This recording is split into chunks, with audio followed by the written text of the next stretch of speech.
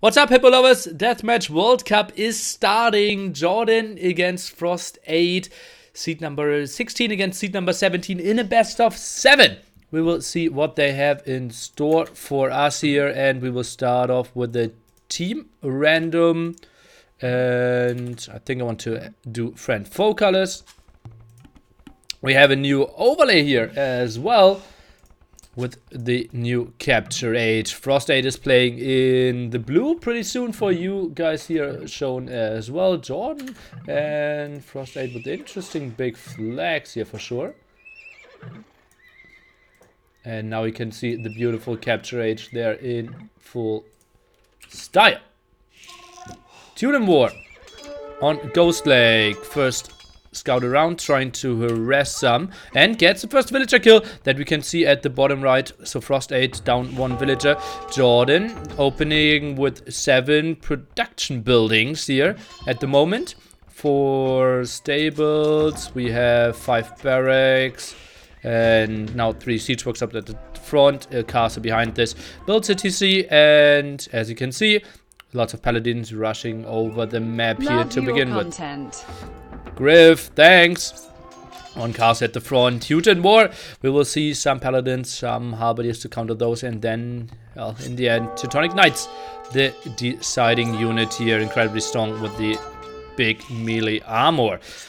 We are playing without any kind of walls. That's why you will see some people build some outposts to save villagers in those scenarios here. Asking about who the favorite is. It is seed 16 against 17, so in my books it is super close. If the games go super long, Frost 8 should be the favorite, being arguably #1 Michi deathmatch player in the world. At least he has the highest rating, farming some 1600s there. And JorDan. JorDan is back, boys. JorDan indeed is back. Never know. Thanks. The flags? I will adjust the flags, guys. Sorry. I know it's not pretty. Okay. It was just at the start. So that's a bit better, maybe. Okay. Deathmatch World Cup #2, first game ever. Frost 8 building another castle, trying to control the right-hand side. That's actually a castle in somewhat no man's land. I think I would have liked to see the castle a bit more over there. Nice paladin to block the left-hand side. So far, KD pretty even. Frost 8 with the military advantage here when it comes to the numbers. Or military advantage. First monastery out here for Mr. JorDan. We have a rally count at all times now, and military here as well. Most players lost 5 villagers so far. JorDan adding some scorpions as well. This one was map pack team random civilization. We will have some home maps after that, and then potentially 4 set maps and civilizations.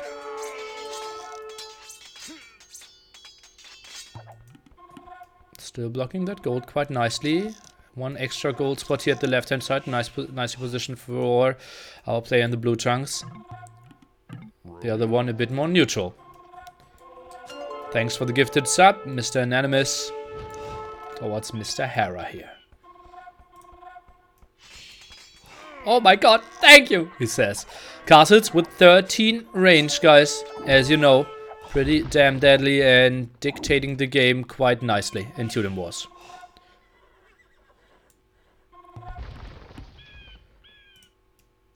Yeah, most of the games will be slow simply because JorDan and Mr. 8 aren't the biggest rushers there. So nice analysis for sure from Mr. Clemenzo here. Now first relic in the hood. For Mr. JorDan, has to be happy with that. Big engagement in the center, potentially big SO shot here. Let's take a look if we can see some more hits. SOs there. Oy. They're mowing over those halberdiers. Let's take a look. Another ground attack over here, not really happening. Closing down the distance, and JorDan will move back one more time. Lots of losses for him, but quote unquote only halberdiers. Castle goes down to 400 HP, and JorDan is getting the castle up that beautiful hill. Some side attacks coming up, though. We won't see any big raids when it comes to Harsers or anything, simply because Teutons stuck on the scout tech there. Ironclad onages, completely forget about that as well, indeed. +4 armor there against Halberdiers, so they're only tickling. Okay, first side attack at the right hand side here. One relic denied for now. Other relics still at the minimap. Big engagement in the center. His O shots are pretty solid. Oh boy, lots of Teutonic Knights going down there. KD 150 to 140 basically. Frost 8, more losses and more kills with all the SO. Trying to snag the relic there, shouldn't really happen. So Mr. 8 will get one as well. JorDan running around, lots of paladins out for him. As we can see, he's still behind by 5k army value though. Both with kind of the same balance when it comes to gold. Now spreading off some paladins to go for the raids. What's the most fun civ to watch for the M? Some say Huns. I like to see Goth as well. There are a lot of good ones. Some people like Franks. We will see. We will probably see all of them throughout the tournament. Oh, it's pretty much guaranteed that we will see all of them, right? Some say Khmer. Okay. Well, those are pretty interesting. That's a lot of balance here from Mr. 8. Let's take a look. Army value, lots of 12k HP against 6k HP. Now the big wrap around here, Scorpions a bit unprotected. Very little Teutonic Knights here from Mr. 8. And he is getting some kills against the Teutonic Knights. Left hand side is breaking through.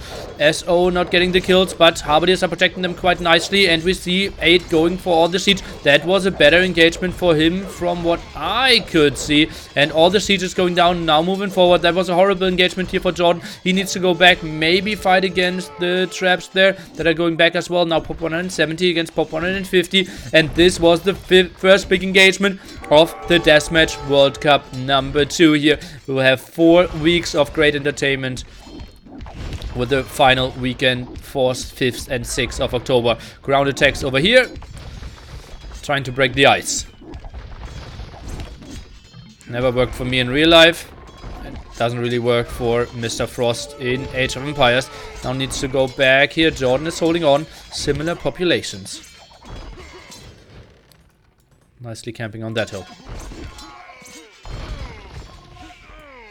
JorDan is holding, has 3k more gold in the bank. And, well, is getting more gold at the moment. Has more food income, less wood income. 33 on gold for him at this very point. Market prices. Some wood sold, some food sold. Stone completely untouched. Hera sending some energy towards Mr. JorDan. And guys, I'm actually not sure how much you can appreciate that, but hosting a tournament and trying to say, okay, every single game will start on time, or most games will be very close to the scheduled time, and then at least game number 1 is already starting pretty nicely on time and with an entertaining game number 1. That's a good start for a potentially beautiful tournament. Wouldn't Malians be fun as well with the militia line spam? Gebettos are too good against them and SO. It's mainly Gebetto, SO and Farimba stuff. They don't really build champions.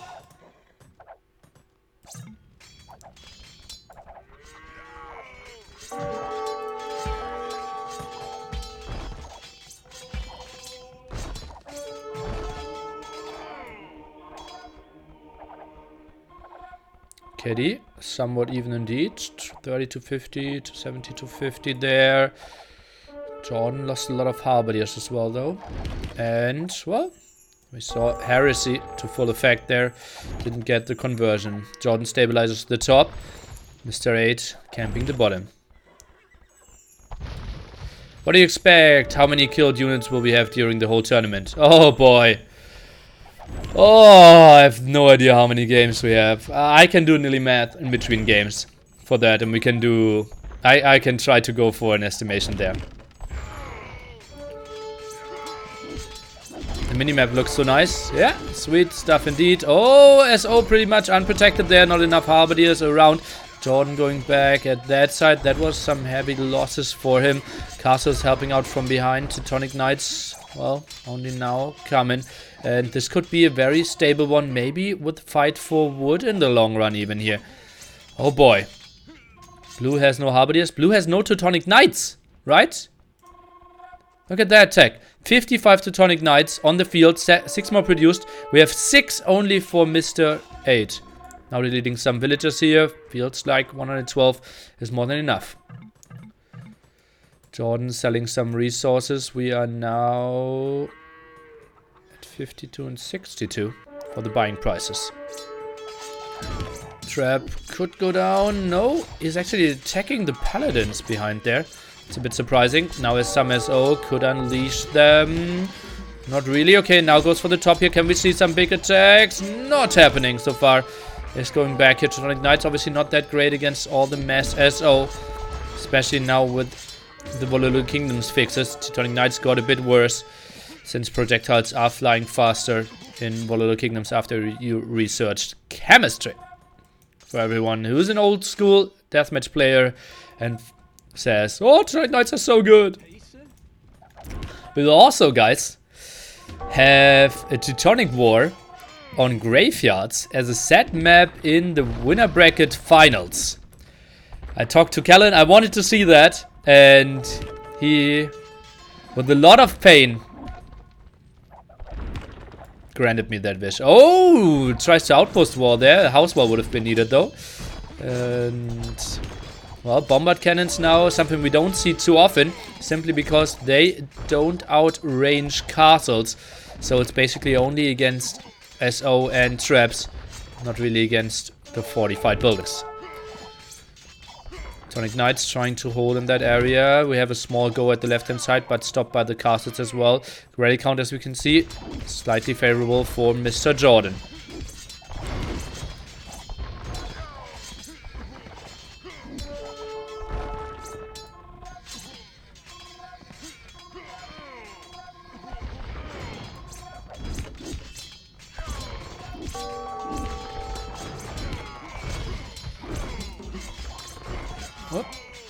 All the SO going down, and now Teutonic Knights. They're obviously incredibly good against Halberdiers and against Paladins. So JorDan should be winning this fight. Has more army value now as well, although both are looking at even military numbers. Halberdiers simply not adding enough firepower there. JorDan has more gold and more relics. Well, not more gold. That one is his, but the neutral one over here at the left hand side went to our Japanese player. And that's why only one more relic.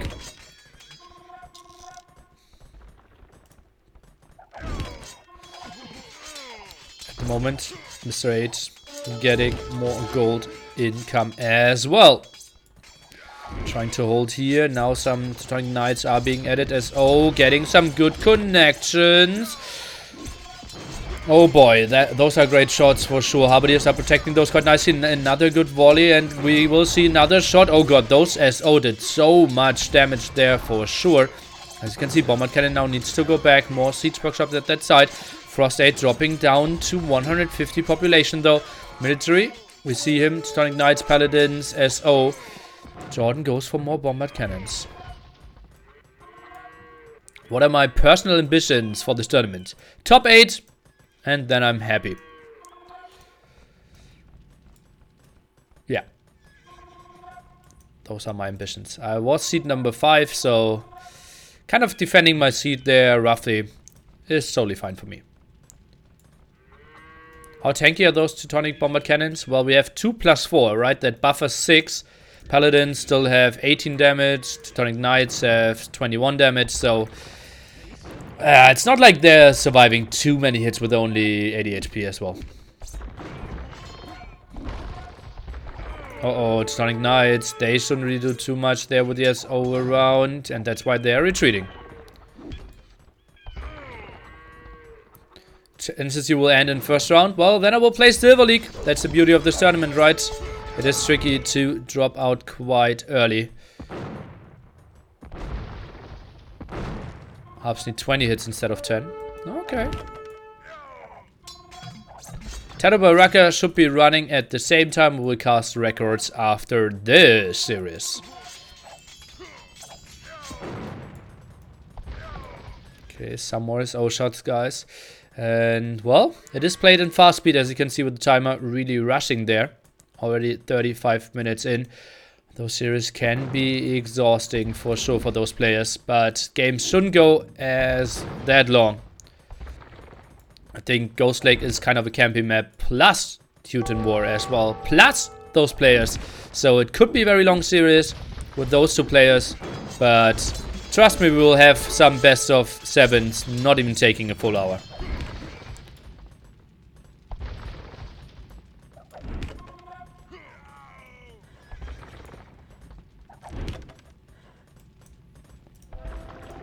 How much gold is left there? We can see it is 800 gold.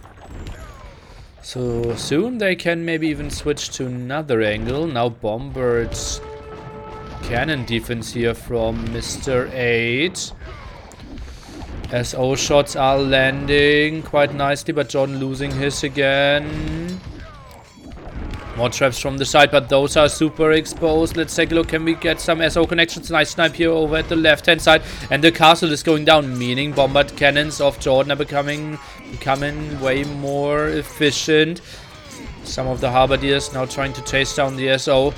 Conversions now at the top, but as we saw earlier, that won't do too much. JorDan dropping down to pop 140. He is sitting at 5k wood, 10k food, but no more gold in the bank for him. How is his gold income looking? 190. That's basically only those villagers. We have 3 relics taking away for him. But that's it for now. Tonic Knights and traps around here, but could easily be defended by some Teutonic Knights and SO as well. Whew, pop 150 against pop 170. JorDan is so damn back. Archer ranges, so hand cannoneers will be added. Ooh. Rogan? Mavino! Thanks for 8 months. Outpost added now. Scout raid! Guys, we are seeing it. The scout raid deathmatch. Oh boy. And, well, now we can see why that's not a real viable option. Running into the castle here, splitting them off, and that shouldn't really work out, right? Going down there, he sends some over. JorDan, counter scout raid! Oh boy! Now we're seeing it all. Oh, Harbardiers added at that side. Another castle. This could be the long run or the game for the wood. Here on Ghost Lake, scouts instantly went down. What are those traps up to? Castle shouldn't really go up. All the villagers will die against the castle of JorDan, who's trying to attack the other one though. Skirms now added to counter the scouts apparently. Hand cannoneer numbers, pretty scary here from our Japanese. And well, he will snipe those Teutonic Knights quite nicely. SO could do pretty well against those. Or traps! Maybe even scouts around the corner. Let's take a look. Traps not really getting all the connections in. Can we see some snipes? Skirmishes are going down. And, well, those SO aren't taking a lot of damage from those scouts for sure. And traps are going down. That was a nice defense here by our defending blue player. Whew. Guys, prepare some popcorn. This could be a long game, number 1. And a long series altogether.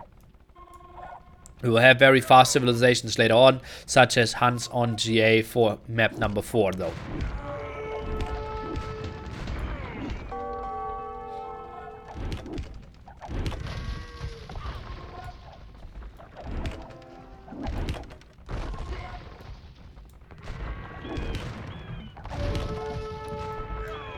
Let's take a good look. So we have a lot of castles here to defend all this. Looks pretty fine. Wood is enough. in the back. JorDan is controlling enough wood as well. As you can see, he has a line of castles as well. Just expanding to the front here. Oh boy, and let's take a look. Do we see some repair on those traps? Yes. Those scouts, can they even get the kill? It doesn't look like it. I think the repair is strong enough. And oh boy, that was how many scouts? Like 12 scouts dying there. And only forcing some repairs. Oh boy, oh boy, oh boy. SO connections here. JorDan with the splits. They are hammering him. Coming out. Wood control gonna be crucial? That's what I think. Pop 180 for both. Did Frost sell stone? It is at 156. So not a lot could be sold. 200 gold left on the map. 110k wood. 3 to 2 relics. As you can see at the bottom side of the map. No more stone left. Frost lost 21 villagers this game. Production buildings are quite massive now. Are they counting? What? We can't have 126, right? Are they counting all buildings? We can't have like 123 and 126 production buildings. That sounds too much. Castles 9 against 7 at the moment. More army value for our player with all the hand cannoneers here. And scout traps could die. Oh boy. And the next attempt, JorDan is repairing. Oh, but repairing the wrong trap. And is running out of gold for repair. Let's take a look. Tries to save them. It looks like he will again. Oh boy, the castle's helping out. Harvard is not even around. And, well, that's just brutal. Hand cannoneers here. Not eating the shots yet. SO. Just getting 1 kill. Pop 200 for JorDan. 180 for our player in the blue chunks. 18k food. 18,000 food for JorDan in the bank. Go over here at the right hand side. Should achieve nothing. But yeah, he's just going back. Does he want to starve Frost when it comes to wood? Might be a strategy on this one. Whew.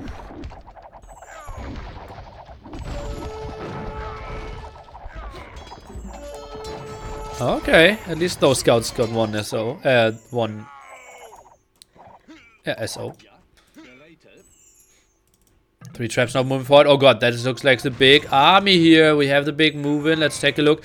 Overall army value. It is 5.2k HP versus 3k. Some scouts coming from this side. The Sonic Knights are just smashing this quite nicely. Big SO shots against all the skirmishers. Not that the skirmishers are the sickest unit, but traps are going down there at the top as well. The Sonic Knights uncontested. And 3 traps. They should clean house here. JorDan, he will lose that forward. And that will be a costly one. Another volley of SO shots here at the left-hand side. And yeah, that is going to go down completely here. Skirm's trying to micro this one. Another volley here, and simply having those SO is so nice for him. As you can see, both going down completely when it comes to gold. Market prices, the absolute bottom when it comes to wood and food there. JorDan, maybe selling 10k food would be an option. He sold 2.5k to get some more gold back. What is he producing? Another SO, mainly skirm, maybe Halberdier for now. Traps going now for that castle. Wants to kill the siege workshop. Will even kill the siege workshop before the SO finishes. Good on him here. Right hand side looks pretty stalemated. Nothing really happening.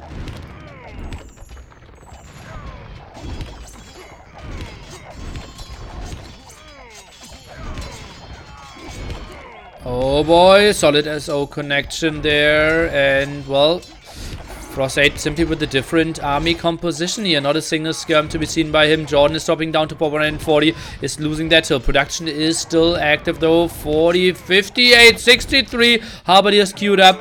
1 skirmisher and 1 SO. Now 6 SO on the other side from Mr.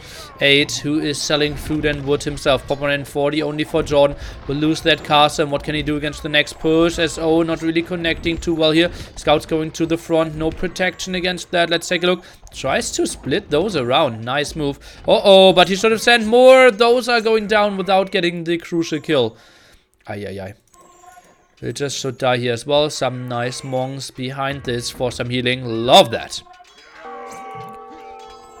More siege workshops here. JorDan, he's getting on high population. 30 scouts queued up. By our player in the blue chunks. Castle count 7 to 7 now.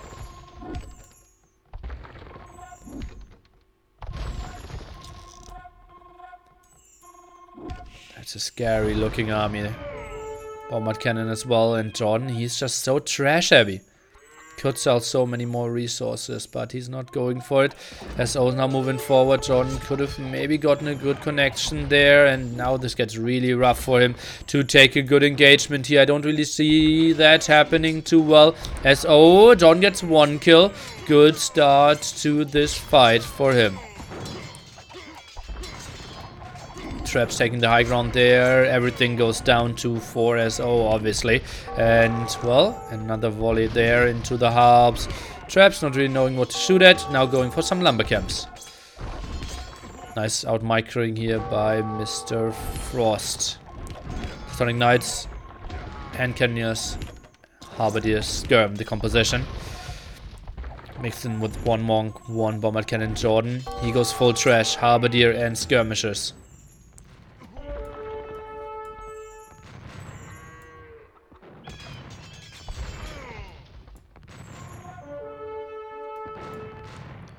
Post player pop 200. Traps are now moving forward. Frost Is that in summer? Kappa. Oh! Oh boy, big SO shots here again. Skirmishers cannot really get down to the hand cannoneers. Okay, now they're closing down the distance. Oh boy, killing a lot of his own Teutonic Knights here. Again, JorDan dropping heavily in population. Every time we have a big engagement, this looks so much better for our Japanese player simply because he has the better army. Look at that army value, double of it. Gold percentage is at 40. Compare that to the 26 of JorDan, who is getting some kills against the traps, though that's pretty nice for him. Teutonic Knights trying to get the kills against that. Can JorDan maybe get some ground attacks here? Not really. Cutting some of the wood. And we see more advancement here from our Michi expert. Remember, guys, I looked at him, I looked at his profile the other day when we were in Manchester, and this guy is so used to playing 4-hour game after 4-hour game. Like, I'm not sure if he's even warm at this point. We just broke the 1 hour 3 minute mark. And yeah, he is just getting started. And JorDan, well, it's close to his bedtime already. More hand cannoneers, more skirms. JorDan is adding some more Teutonic Knights. Scouts, can they get in there? 2-for-1 trade, and now some villagers dying. Both lost 21 villagers in this game. Not the most important thing to look at the moment.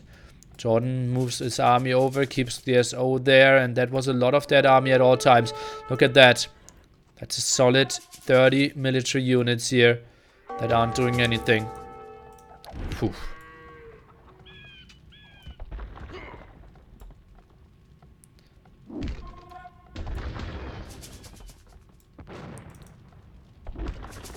That's a scary army, guys.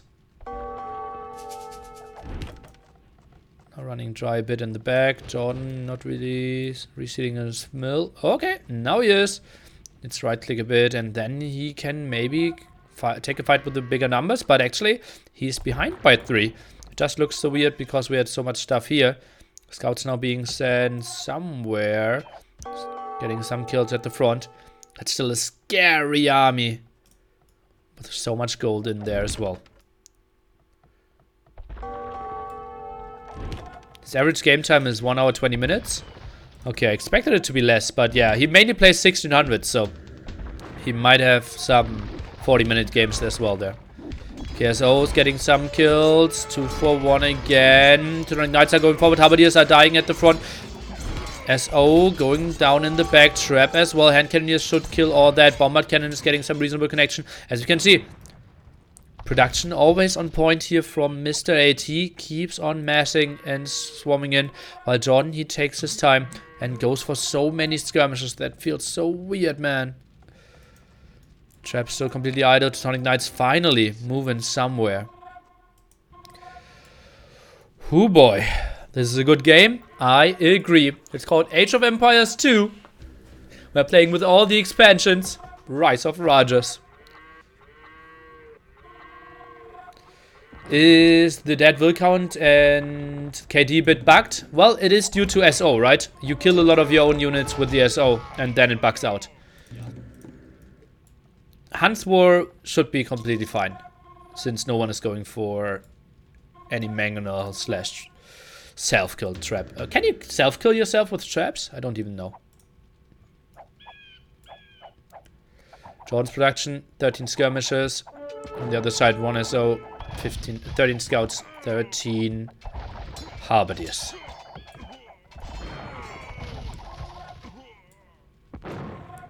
Bomber towers are banned in this tournament, as well as all kind of walls. Okay, another big engagement. Let's take a look how good the SO shots are going to be. Oh, starting off with a good connection. Another good connection. There was a lot of Teutonic Knights going down. And another great volley here. Oh god, Frost 80 is doing so well with his connection. JorDan trying to return the favor over here as well, though. Gets a solid connection there. And another volley. Oh boy, this was so much better for our Japanese here. So many Teutonic Knights are going down. Whew. JorDan dropping down to pop 140 again. KD now significant differences. And that's the big problem of JorDan, right? He's so good in the late game and lacking a bit of speed, but Frost 8, he might be the best player after the 2-hour mark. Conversion not happening. Killed 3 skirms and 1 SO. Fine for him.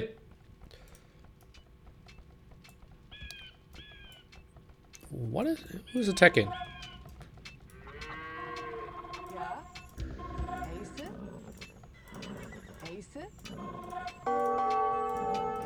Uh-oh, big go over here.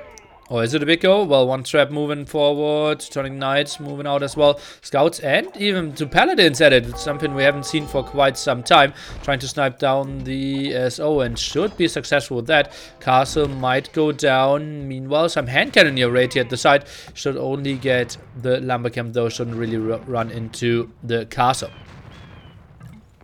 She went down in the end. Lots of resources sold by both players. As you know, we are at the limit for quite some time. 60k wood left. This is the timer for this map. Wood here at the right hand side. Everything in the back kind of chopped. And we have some over here. Oh god, this is another big engagement. SO shots could be crucial. Monks are going down. Scouts are flying in there as well. Even taking a lot of damage from their own SO shots. Now being pushed back quite heavily. Scouts are going to the front. Handkin is in the back, not really doing too much. SO connections not that great. Some conversions against the SO, but as we all know, it's not conversions. It is heresy here for the Teutons and the incredible resistance against those. So 1 long distance snipe now from the laser monk to begin this one. JorDan with a beautiful bombard cannon defense here against that trap makes it kind of tricky. I think if you want to go there, you should never attack with 1 single trap. It should be like with 3 traps.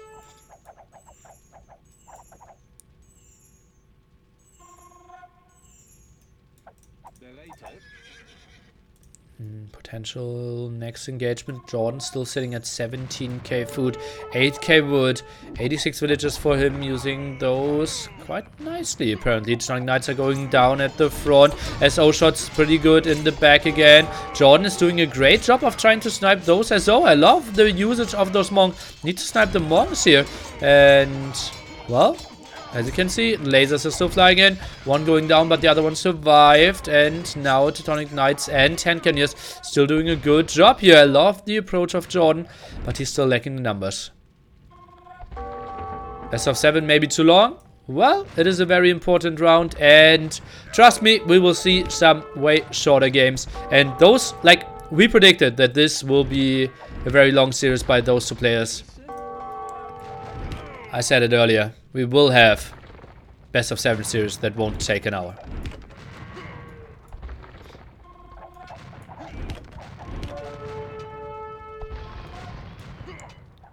Also remember, it is no restarts, no sift trap, no map draft, and fast speed. Oh boy, a lot of stuff going down. Bombard cannons getting some good snipes in the back here. Now losing some focus. Those SO are surviving. At least one did go down. Second one saved as well. Now JorDan dropping down to pop 130. Traps are moving forward. JorDan could maybe lose another castle. He is ahead by 1. But the army just looks pretty much indestructible here from Mr. 8. He is pop limit as well. Gets another castle up that hill. Both players really low when it comes to gold and stone. At the limit with the food here. It's our Japanese as well. JorDan goes for skirm only. What?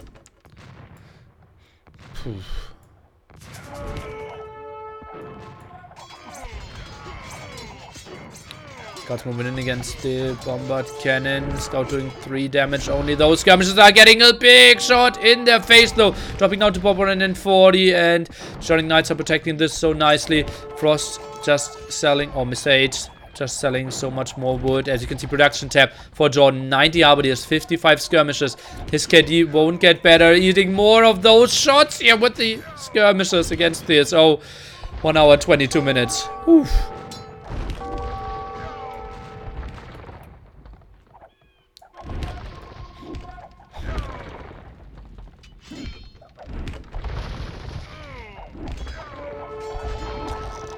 JorDan still sitting at close to 15k food.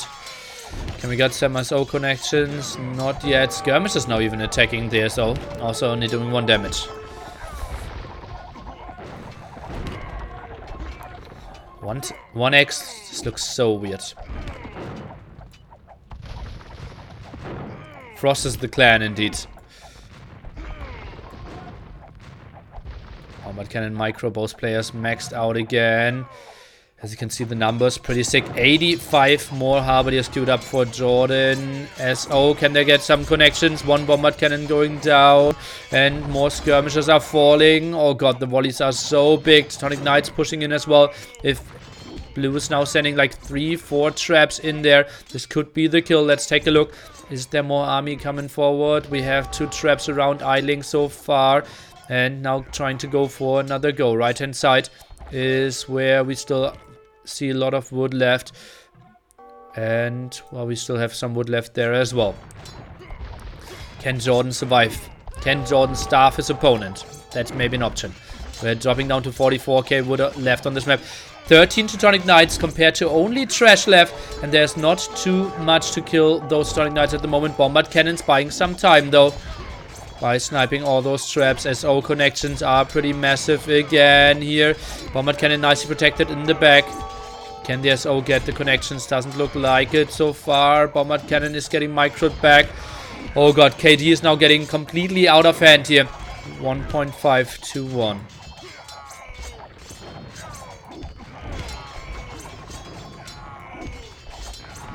And bombard cannon sniped in the back here. Trap is surviving. No repair on the trap though. Scout is coming forward.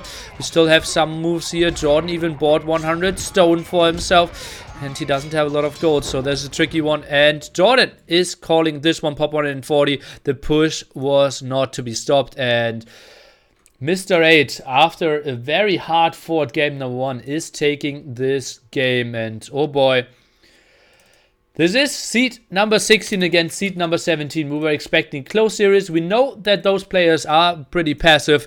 And, well, they showed why our predictions were so right here in game number 1. Teuton War, obviously, a really slow one as well. JorDan ending it with 15k food in the bank, 500 gold as well. Pop 140. And couldn't stop the perfect army composition from Mr. 8. JorDan now next with his map and safe choice. Didn't say it, instantly launched the game. So we'll see about that. I will have to use a tissue and then we are back.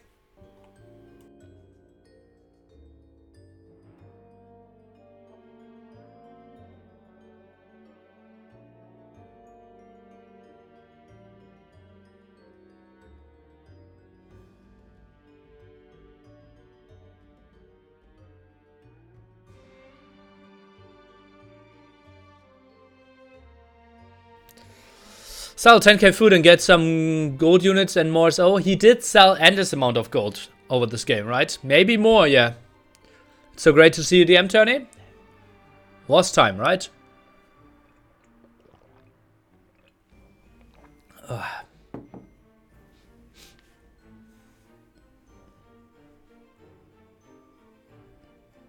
Be right back, gonna check if I have some popcorn. Do that! Could be a long day. Britain Towers are OP in DM? Okay. After the series, I'll need a lot of tissues, Kappa. Kappa! Maybe sell 10k food and get some palace to clear siege. Well, they are so easily countered by non-gold units, right?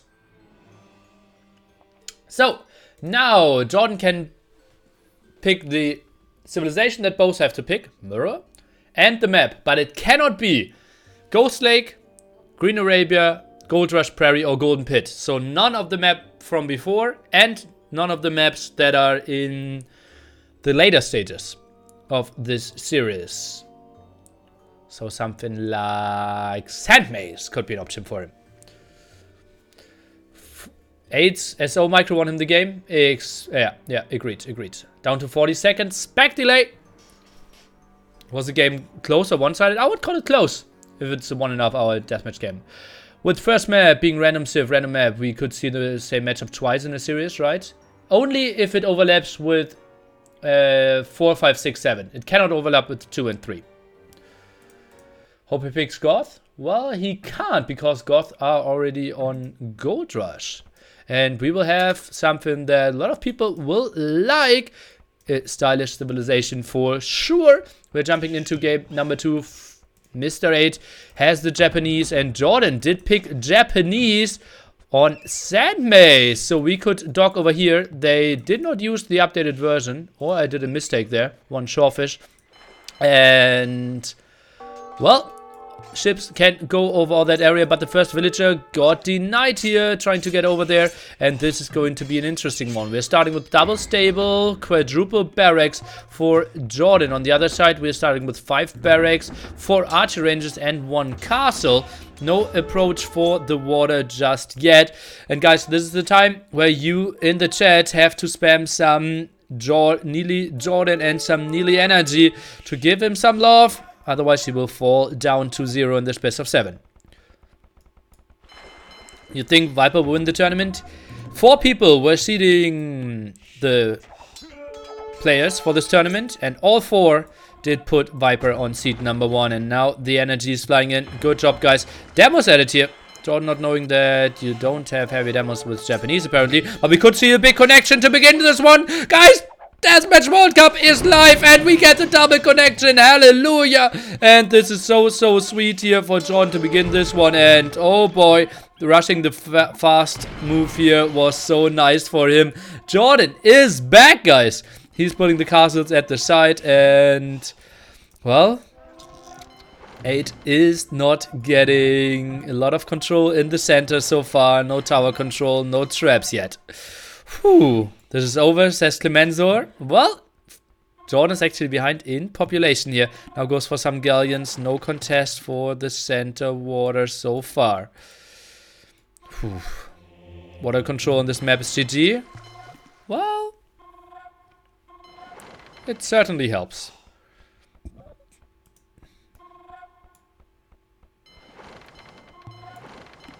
Yeah, players should delete their demos for sure. Not contesting the water at all at the moment. And, well, that can't be approach. Whew. JorDan has to be fine with this one. You can build keeps.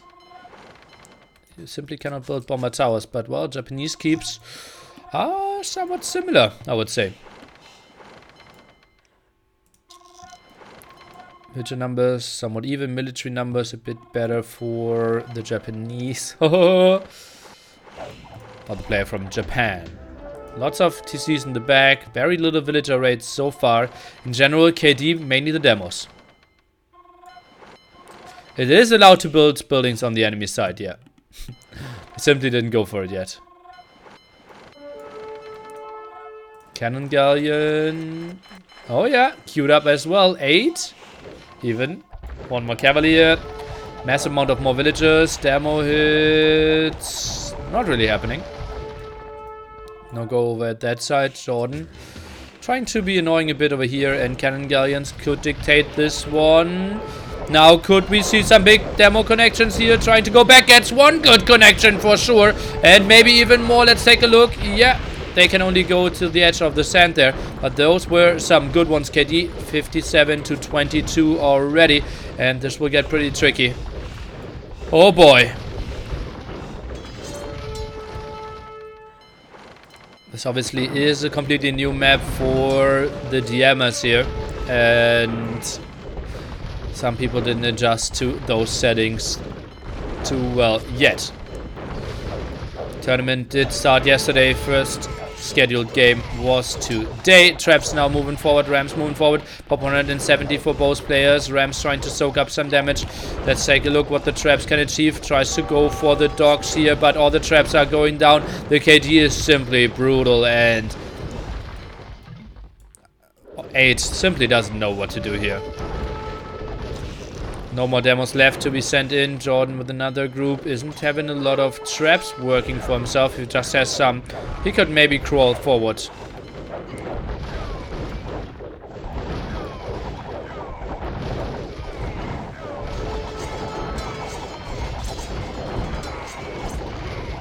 Oh god, so many samurais going down at the front here. This is just brutal indeed. Pop 190. KD now completely. Look at that. 3 to 1. And JorDan is pushing. He played this map so nicely. Went for the water so quickly.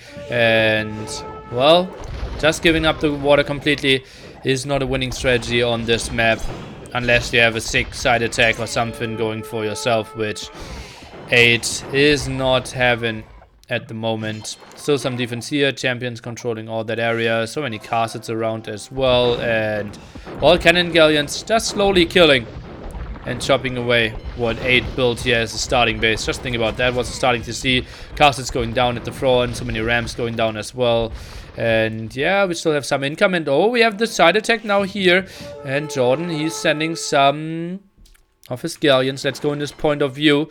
He has an outpost here and sees the army coming over.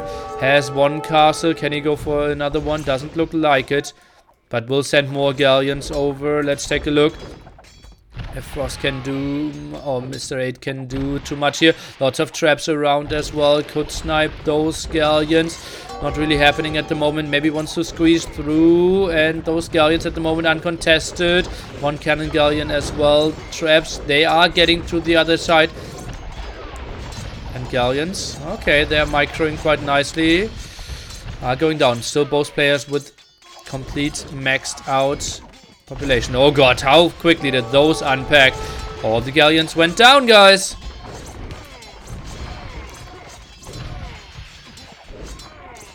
Now JorDan sends his arbalest. So good. Do we maybe see some connections there with the traps? Oh yes, we do. Some going down. More traps firing. And JorDan, well, with some losses there. Traps are now moving over. And oh boy, do I love to see those traps packing and unpacking so quickly.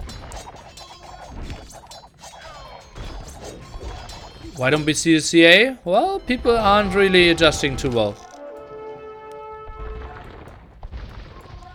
Cav archers, surely a good addition in those Japanese wars. Oh god, that could be a big army going to the side again. JorDan with a nice push here at the left hand side. No defense at the moment with the traps of 8 here. Traps now going back. Do we see any demo connections? Lots of them out here. That was it. JorDan. How many cannon galleons does he have? 16, 42 galleons, 9 demos. Another go here. And Well, a nice push by JorDan for sure. Traps are slowly going down. Whew.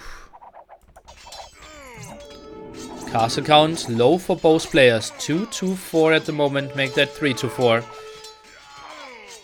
JorDan had only 56 villagers. So at the moment, way more resource income for 8, but more traps going to get some kills. And the army's simply not around here. It was mainly at the top, now sending some over, but that is taking some time. Relics, might lose those as well. Has 2 over here from his 3. Off his 3.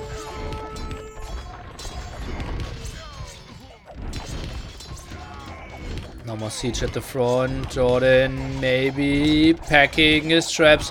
Could be a good option here. Doesn't want to lose those at the front, but probably will. Army in the back won't help too much. Tries to go back. Can he save a single trap? Looks like maybe one. Maybe none. Maybe none. JorDan still with massive amount of control though.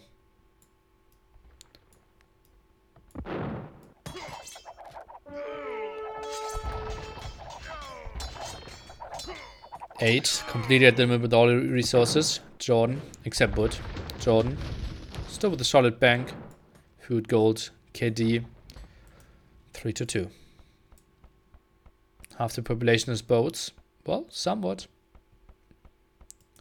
66 population there. On the water at the moment. Still controls a lot. Sends more traps to the front. More demos. JorDan controls a lot of the gold as well. Yeah, that's so true. Nice catch there.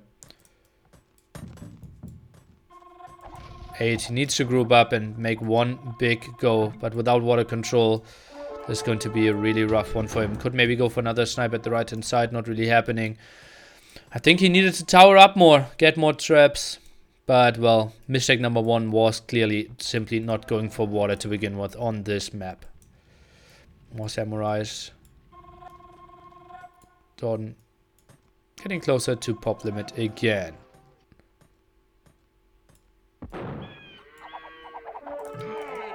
And yeah, nearly think.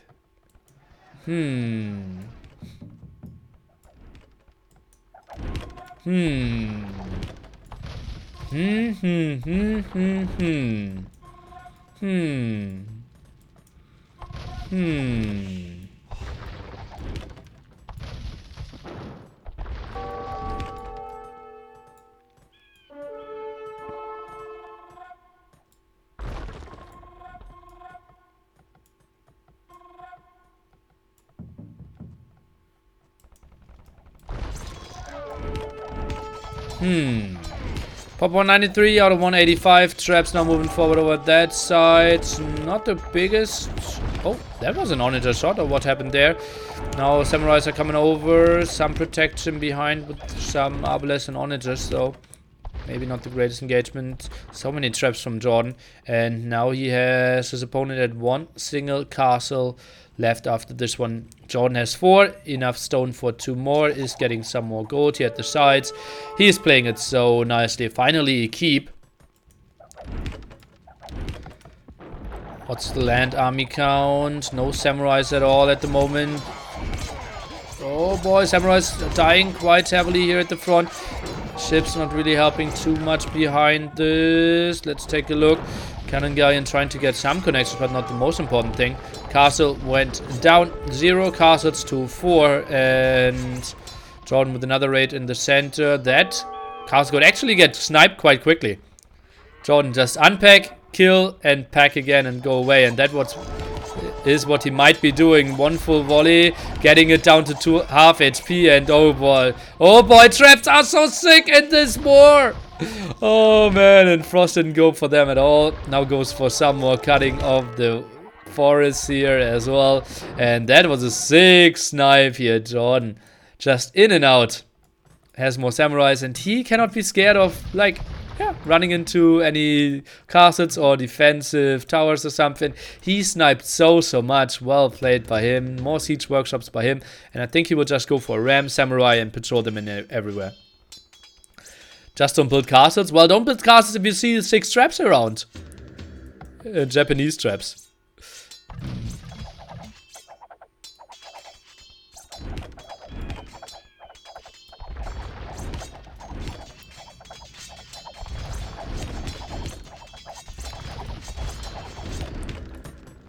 Going for that goal again. Army camping at the top. And I don't really see the winning condition here for 8. Maybe this big engagement onagers indeed is what we are queuing up here. Samurais should win this fight. Traps in the back, getting some damage done against the TC, though not really fighting on the Arbalest. Something I would love to see. Samurais now closing down the distance. Can we see the good connections here? We have some connections, and GG, well played.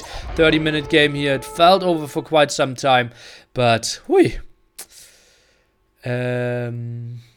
Well, your JorDan energy really helped, guys. He is taking it to 1-1, and we won't see Sand Mace again. We won't see Teutons or Japanese again in this war or in this matchup.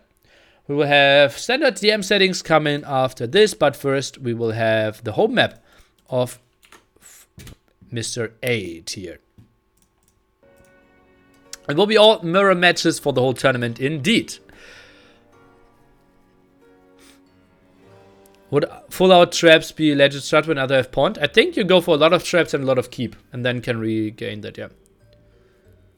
Wait, 7 reviewers, that must be a new high score. But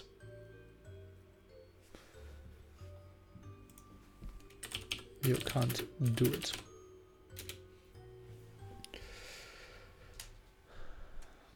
Mr. 7 stronger than 8? I don't know.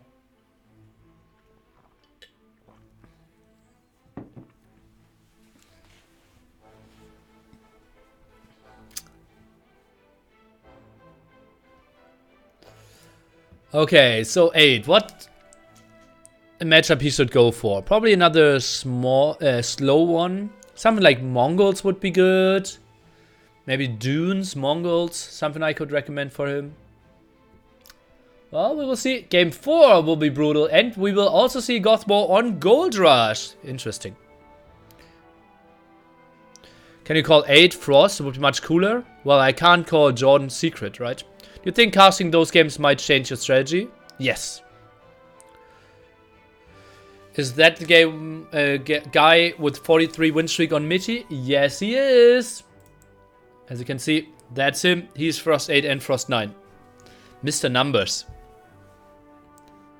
How is 8 not seed 1 but Viper is? Because he just lost the game to JorDan.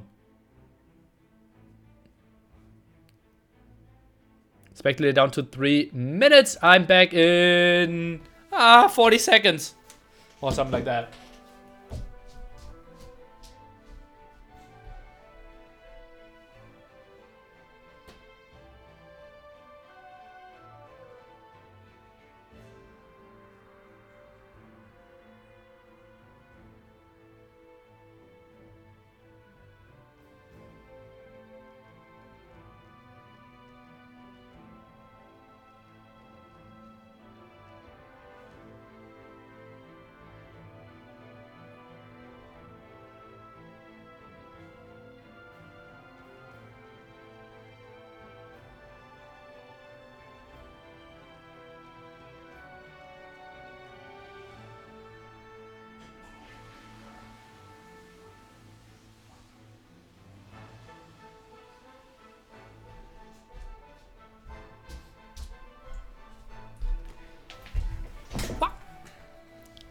This match is for the decider who's going into Gold League, who's going into Silver League, seed 16 against seed 17. If you want to know more about the settings and all the brackets, the players itself, !players will help you out to learn more from them. And oh boy, well, I like the choice here for Mr. Numbers. He is picking, as his home map in Civilization, graveyards with Koreans as the civilization. Remember, bombard towers are forbidden, but we might see a lot of keep, and we are starting with the quadruple barracks and triple archery range start from him. JorDan on the other side is starting with double stable, 4 barracks, 6 archery ranges, and a lot of houses here. Graveyards, specialty on this map is gold spots scattered around everywhere, and we have 11 relics to fight for on this map. Could be, can be one. We are starting with a lot of wood on this map though. Let's see how they will approach this. Defensive castle here, another castle on that hill. And, well, again, not a lot of big rushes here at the start. A lot of gold, 40k indeed, scattered around. So, we will see a lot of strong units for quite some time. JorDan might not run into the same problems like he did before. Housed is our player in the blue trunks here for quite some time. 30 out of 40 now, though, is getting more up. And... what's the range of Korean SO? I think it is 8 plus 2 equals 9.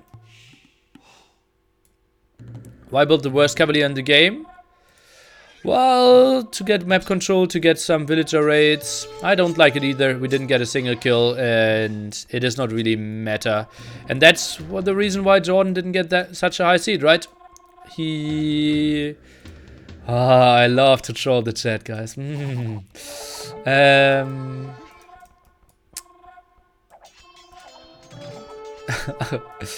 Yeah, JorDan's unit choices not 100%. What are those castles? What is he trying to protect? Out of the map. Oh god. So weird. Okay. So weird. So weird. Maybe protect the wood lines there.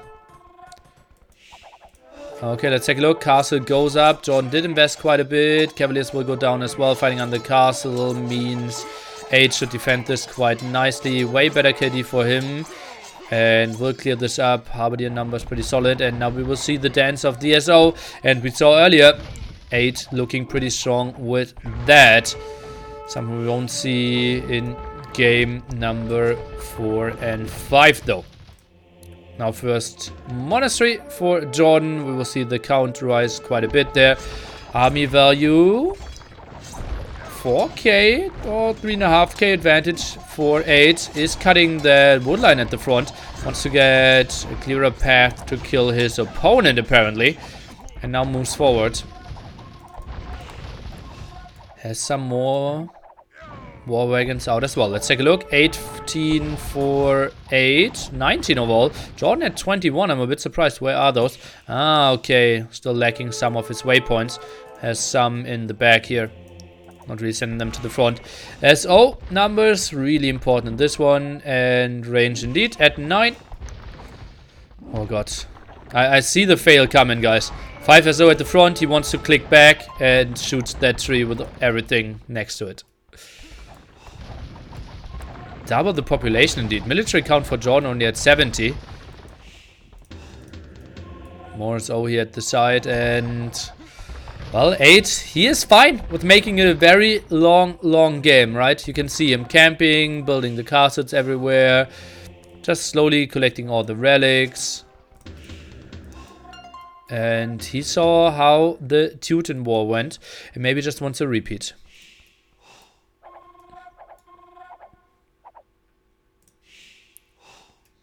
$140 military at the moment. Soon will be pop limit here at the 10-minute mark. Tries to go for some SO micro. Did trade 1 for 1. And, well, we'll continue with that trade. Get some good connections here. So for the kills, way better. Army value will break 20k any second. Something we didn't see in the 2 games before. Down from 20k wood to 1.7k wood already. Snaking some relics at the top there. Some run at the side. Big army here in the center.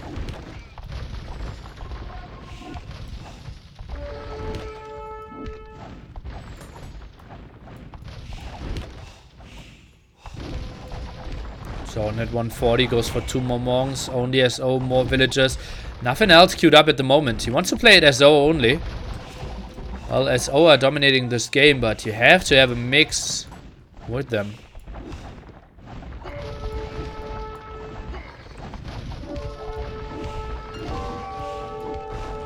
Bomber towers and walls not allowed indeed. Rally count 3-2-3. We're on the point of view of JorDan, so it will be at least 3-2-5. I can see 2 neutral ones. So it will be 4-5 with 2 neutral ones. 4-6, and we are fighting for this one. I will say 5-6 advantage for JorDan in the end. And so much wood being cut here. That's brutal. Look at that. 250k wood. And he's just getting, rid of so much there. Traps in the back here. Wants to kill that siege workshop. And he's not using his military advantage. JorDan now at 100 military himself, and he evened out the army value. SO trying to get some connection. SO in the back here from Frost, not really joining the fight. And I think this is a better engagement for JorDan. Look at the beautiful concave here.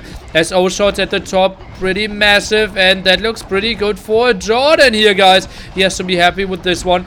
And so much going down. JorDan fighting. The Harbidiers not doing anything. And that was a pretty poor position by our Japanese who picked this civilization, who picked this map. Thought he could have the advantage. But JorDan is taking the score lead here. And this have to go back. Traps completely vulnerable now. And JorDan, massive lead now in military here. Only 13 in numbers, but 5k more in value. Arbalest, obviously not the greatest unit here. If you fight Mass SO and War Wagons to begin with. Now JorDan maybe adding some traps and taking hill control over that area could be pretty sweet for him. Only 1 villager sniped this whole game. JorDan sitting at 6 relics, 5 for 8, and that's how it will be for quite some time.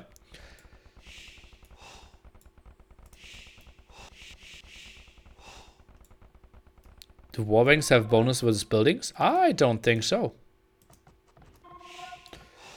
Even some farms added. That's quite early, honestly. Some micro here. Trying to get the snipe. Shouldn't really happen though. Oh, will he? Okay.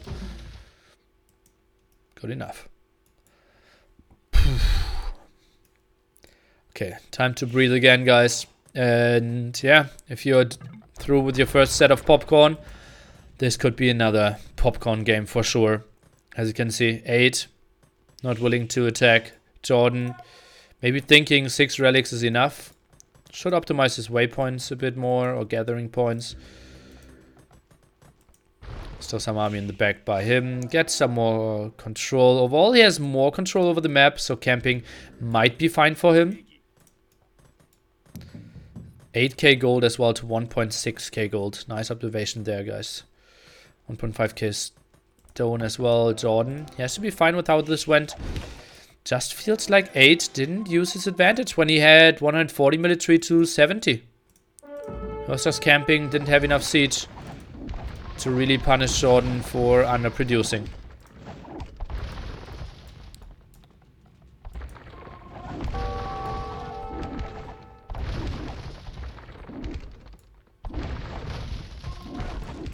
Okay, War Wagons have +5 attack bonus against buildings. Didn't know that.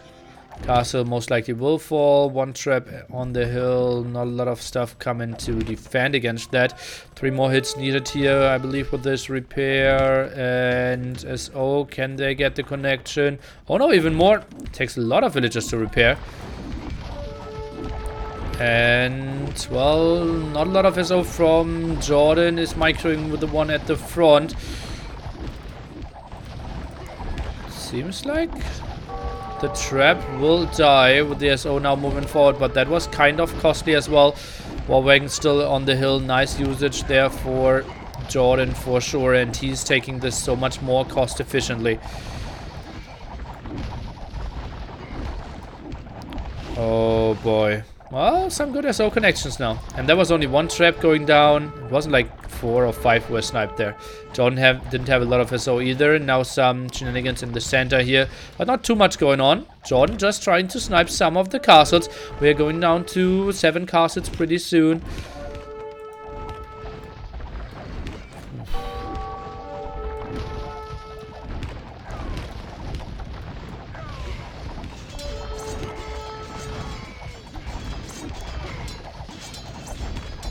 Halberdiers getting some kills now. No minimum range for the SO. Pretty sweet. One connection at the top against the war wagon again. And, well, some people are a bit confused why we see so many Arbalists. I think those are left over from earlier. JorDan with 23 idle villagers for 8. 16 for JorDan at the moment. 8 just fixed that quite a bit though. And JorDan with the 6 snipe there against the SO.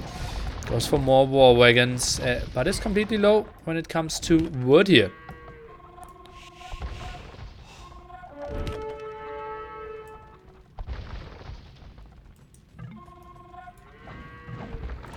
Buying 100 stone to build another castle. JorDan sitting at 2.3 and still has access to more stone kind of everywhere. There's a neutral one, and JorDan just getting so much more gold. Look at that. This looks pretty good for him. 8k gold in the bank, 6k food as well. Not that that is too important, but, well, he doesn't need to farm that quickly for sure. Let's take a look. Some more snipes here. SO trying to get some solid connections, and they're connecting quite nicely.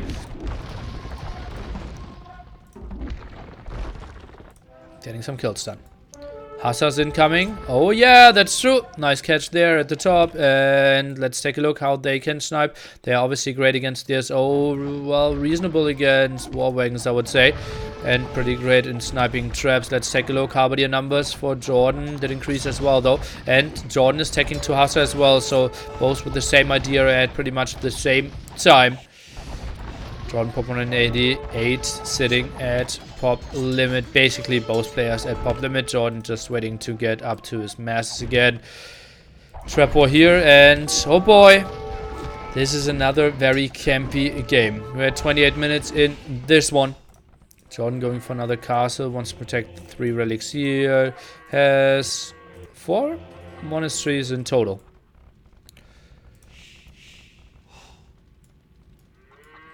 Villagers without a real plan at that hill. JorDan still with the Arbalest behind there. Goes for some more war wagons. Not a lot of traps here. And the game kind of stabilizes. That should be better for JorDan though. How are we looking at wood? Especially because some of the wood lines were already cut here. And, well, it's not a lot of killing happening, so woodlines isn't the most important thing yet, because people aren't forced into reproducing. 1 hour game coming. Honestly, I think it could be longer.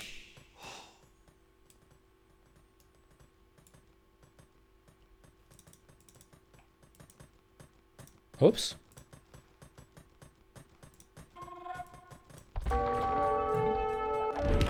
Something happened? Nothing happened. Okay. Just flickered a second for me. JorDan with more farms, more productions overall. And now a big go through the center. Not the biggest we've seen yet, but a reasonable one for sure. More war wagons at the side. No protection for the SO at the moment. Halberdier's a bit late to the party. And it seems like only 1 SO left at the top. Halberdier's trying to get some connections here at the side. And JorDan, he didn't get the snipe there in the back. Let's take a look. Halberdiers are doing a great job against all those war wagons. JorDan needs to micro back. JorDan almost 10k gold indeed. Solid amount of wood by him, and JorDan, he's just holding on and is just still having so much extra resources as well. Goes for the gold at the front first. As stale-matey as it gets. But this is what the Meiji player wants to create, right? He wants to have the long drawn-out games. He wants to play this one 4 hours every single game. That's his game plan. Is there a map for DM without resources on the map? No. Why would you ever attack?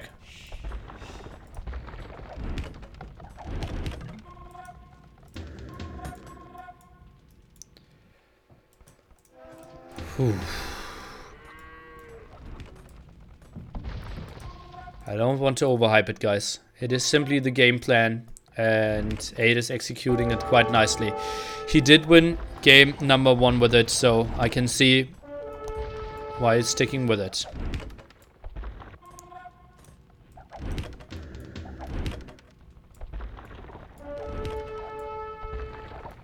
Oh, look at that. JorDan is trying to debate with the... Oh, what a beautiful move. He did debate with the war wagon there, or the fire, and the SO came later and did snipe 2 of the traps. If he just focused the center one, he could have gotten all 3 most likely. Keeping all the hills. Castle is going down though. Halberdiers could maybe even take this hill. 2 traps left on this one and they aren't getting attacked. Halberdiers now going to the front. JorDan will lose gold units while Frost, well, he's just trading off some Halberdiers, so good for him. Let's take a look. SO could maybe get a good shot from the hill. Do we get a connection? Well, gets 1 SO, misses the rest. JorDan with the better KD. Next map should be better for JorDan, probably. The next matchups will be super fast paced and we will see massive amount of spam units. Should be worse for 8 who, well, just is absolutely in his element here. Like, he didn't even stop playing, really. He's just camping it out, build some armies, surviving, expanding everywhere. He knows, okay, I have 5 relics, you have 6. That's totally fine for me. I'm here for the long run. Just trying to hold the castle, trying to kill the castle, send in hussars 1 by 1. Sniping the traps, nice moves there. Kills another castle in the center. Trades off Halberdiers against war wagons and then resets everything. Yeah. It isn't the most entertaining style, guys, but this is his game plan and I love that he's sticking to it. And he's killing another castle. And suddenly he is even in the castle count, although JorDan had so much more map control. But JorDan will get onto more stone. Massive amount of barracks here at the site. Interesting. Sitting on 10k wood. Now moving over at the right hand side with his army. 3 traps around here.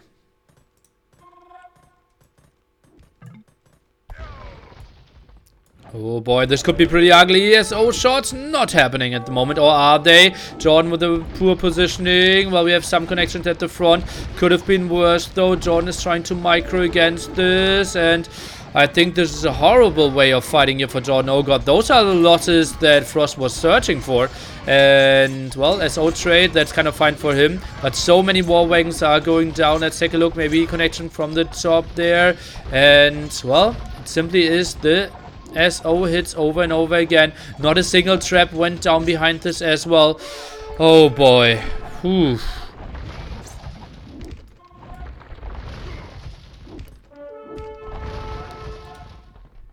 Okay, market prices at the bottom, exactly what we're expecting. Stone even bought. Hussar's getting some kills in here as well. JorDan still sitting at massive amount of resources. KD better for him as well. But does he have the stamina?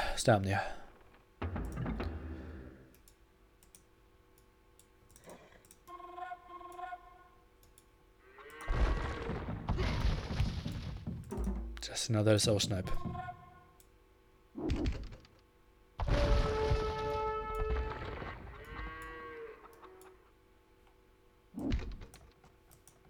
Some monks in the back here. Some more hill control. JorDan rebuilding that castle from that hill.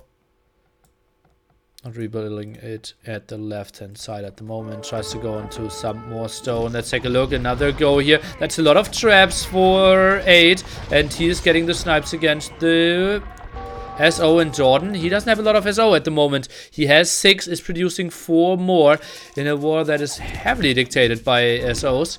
Might be a bit too few.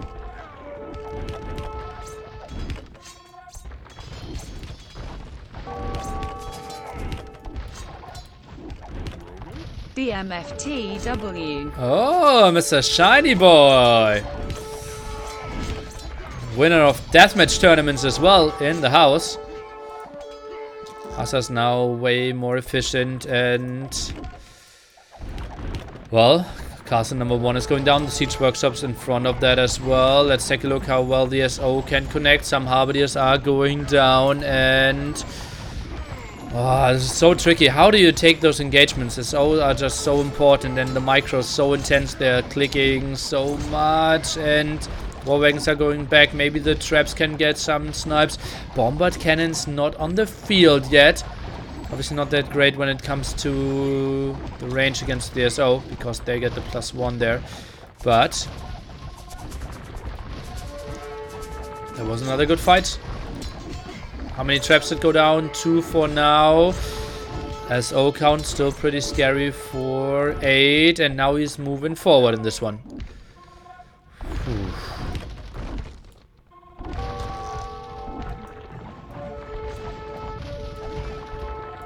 Uh-oh, SO now going down at the front here. War wagons are holding this. JorDan with another go through the center. Hazard going for the SO snipe here. Right hand side held for now. What's the relic situation? Bottom right will tell you.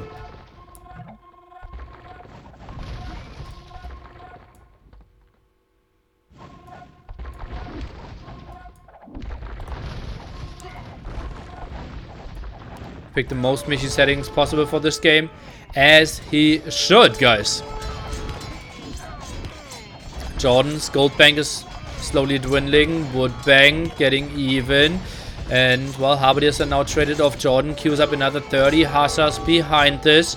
Still has 9k food in the bank, though. Traps pretty much on the open. SO shots are connecting. And, well, everything going down.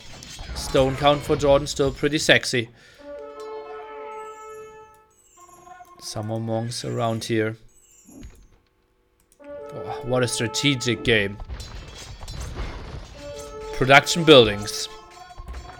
Is PBLD.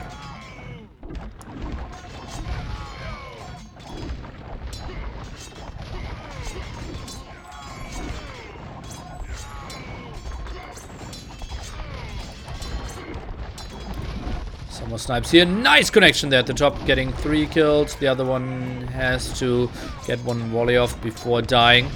Those players still basically maxed out. Not a lot of villager raids here, as you can see. Both players losing less than 30 villagers in this game.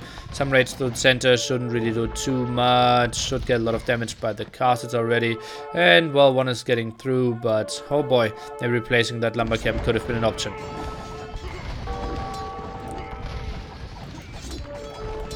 Oh, some hits here, but JorDan is losing his SO.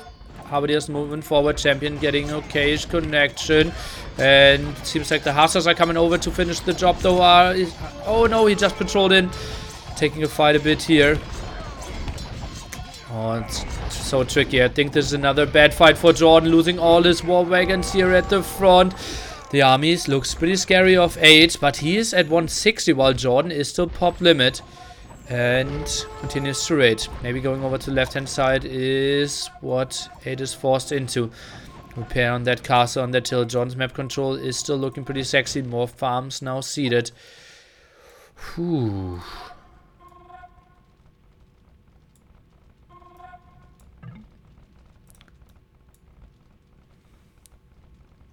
Okay.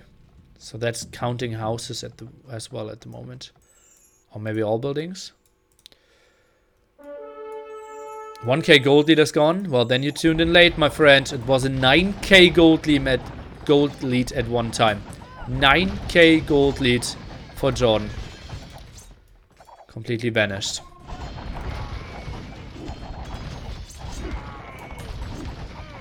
"35 idle villagers by JorDan as well. 8 sitting at only 1 idle. Getting, a lot of his war wagons into the castle. I'm a bit surprised by that, but damage output of the castle now should be pretty sick. Now he turned the gold lead into 9k food lead. True. For 180 only. SO connection's not really happening. Let's take a look at the overall map maybe. So that's all JorDan's area.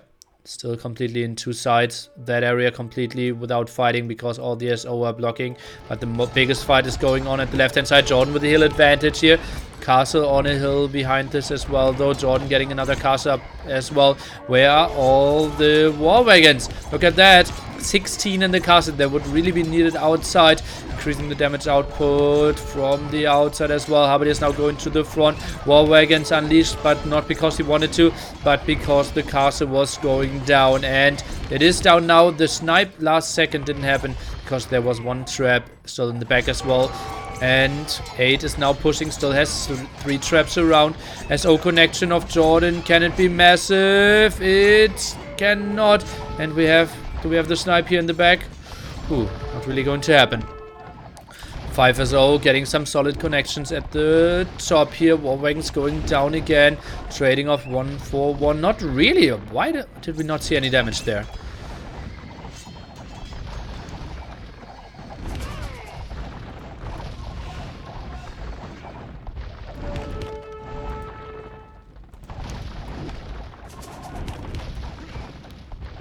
Pop 170 against 180. Frost from Japan. It's getting late for him, but he was planning with long games. This is what he wants to play. Oh man, more War Wagons going down. JorDan suddenly dropping down to pop 170. 10 population behind now. Lots of idle farmers. Look at that. JorDan sitting at 37 idols. JorDan cannot keep up with the macro. Frost is playing it so well. Is now killing some of the War Wagons at the front. So many Harbidiers are moving in. SO behind this is still now producing some more traps. JorDan with his macro not on point. 21 idols now because he did send some onward. Tries to micro a bit more here. Traps are going down from JorDan and he's losing a lot of army. Drops below 70 military.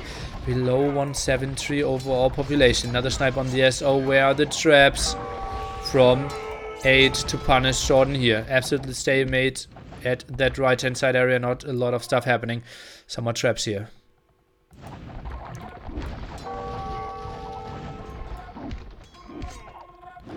Yeah, DE automatic farm seeding would save JorDan. Will be good for him for sure. Oh man, that's so painful to see. 26 idle villagers.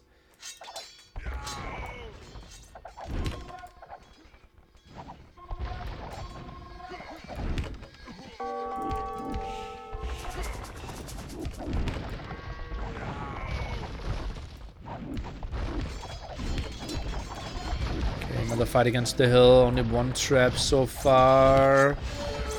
JorDan is producing stuff. 8 at the isn't at the moment.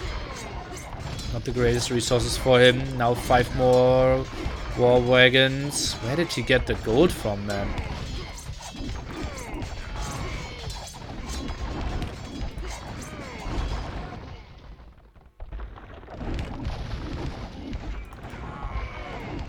Dance of the SO, even trade.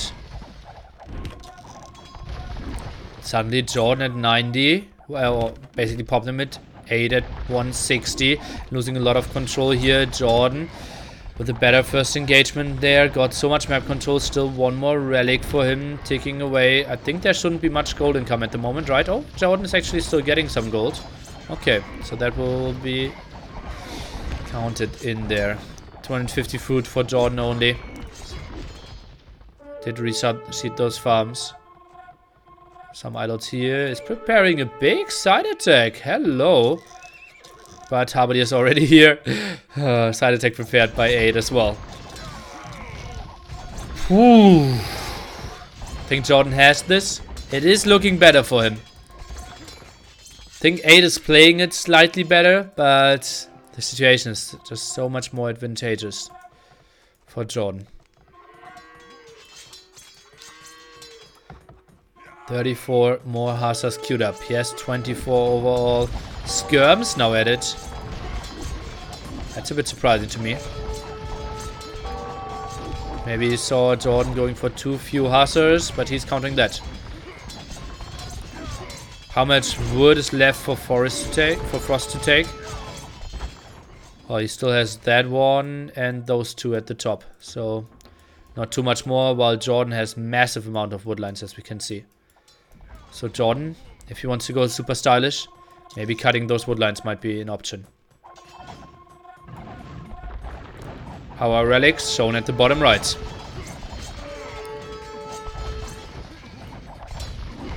Another go with the Hussars. Trap is moving away. Still camping that area. Both players basically maxed out here. That castle could easily get sniped if JorDan just wanted to prepare 3 traps. Go over here at the right hand side. Apparently completely shut down. Hussars are now not an option anymore. Habadi is moving over some traps, and that could be a second nice attack. JorDan, he cannot be broken here. No sieges come in, so maybe JorDan, if he just focuses everything on the right hand side, it could be a good option for here, sitting behind 2 castles on a hill. That's totally fine for him if he doesn't produce any more. Let's take a look. Is he going for the go? Has a lot of traps. 3 around here and is producing more and more. He simply has so much more map control.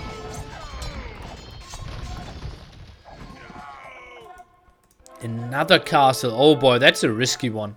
Tricky to defend that castle.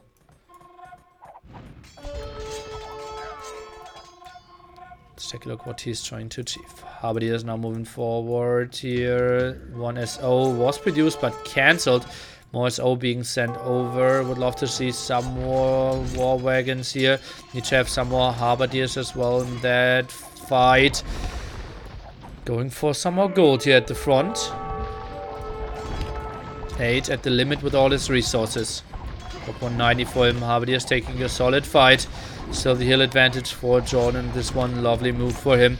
Traps moving forward, dealing with the stables first, and later on trying to go for the castle.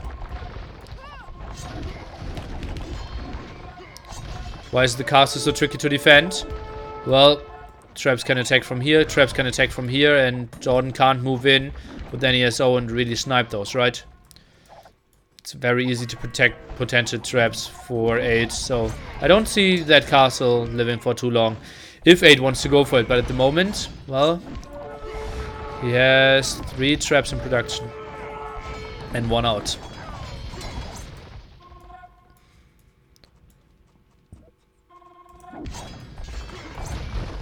I don't see how 8 can win this.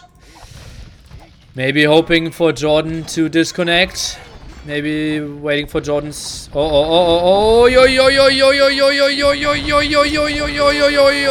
That wasn't the worst connections ever. No ground attacks coming in there, but still everything going down. Maybe for waiting for JorDan's bad time.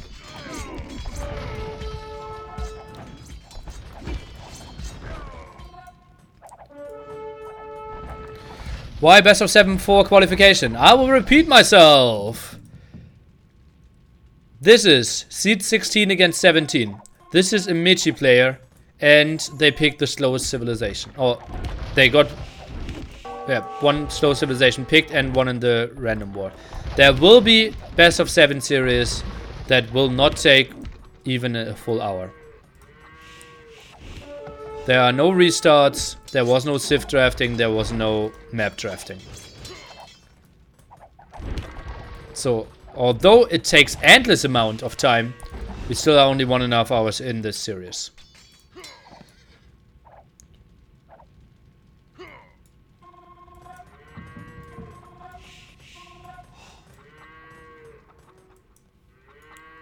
Pop 145 against 170.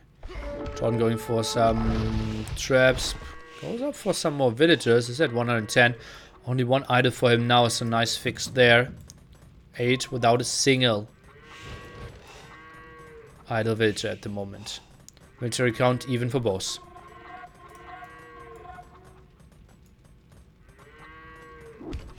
Ah, there goes that castle. I didn't even see it. But yeah. And it was probably like completely unpunished.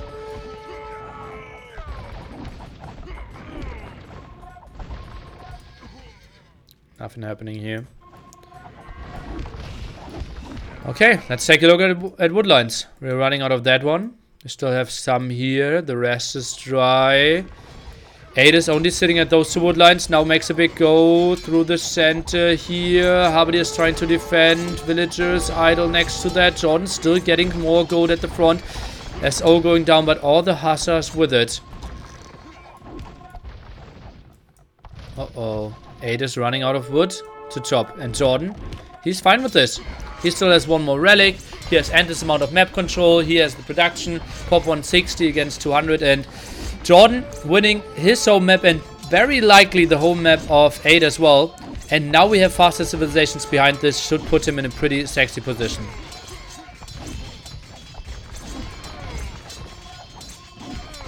Yeah, you can even see remaining wood lines with CA here. Like this is the very light green and the darker green are remaining wood lines as well.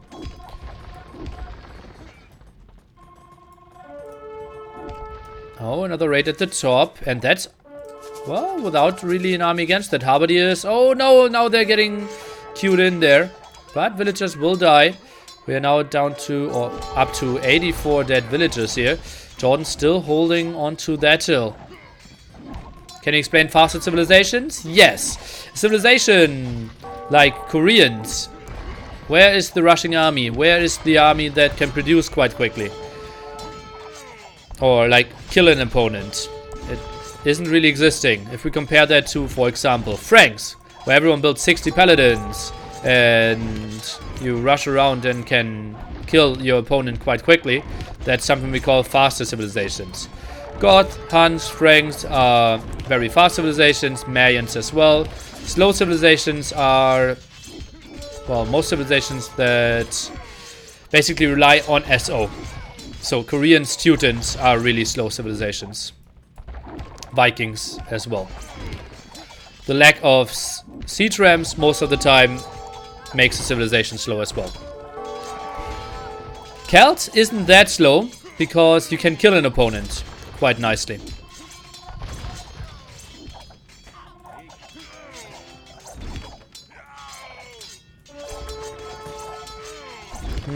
Byzantines are, I would say, even. Celts have paladins, Celts have good rams. Oh, that one is getting the snipe. Nice move there by JorDan again. He's pop limit at 174, so you can see that his production was really on point there. And, well, massive amount of Halberdiers queued up, and his castles are working as well. Goes with the go here and 8.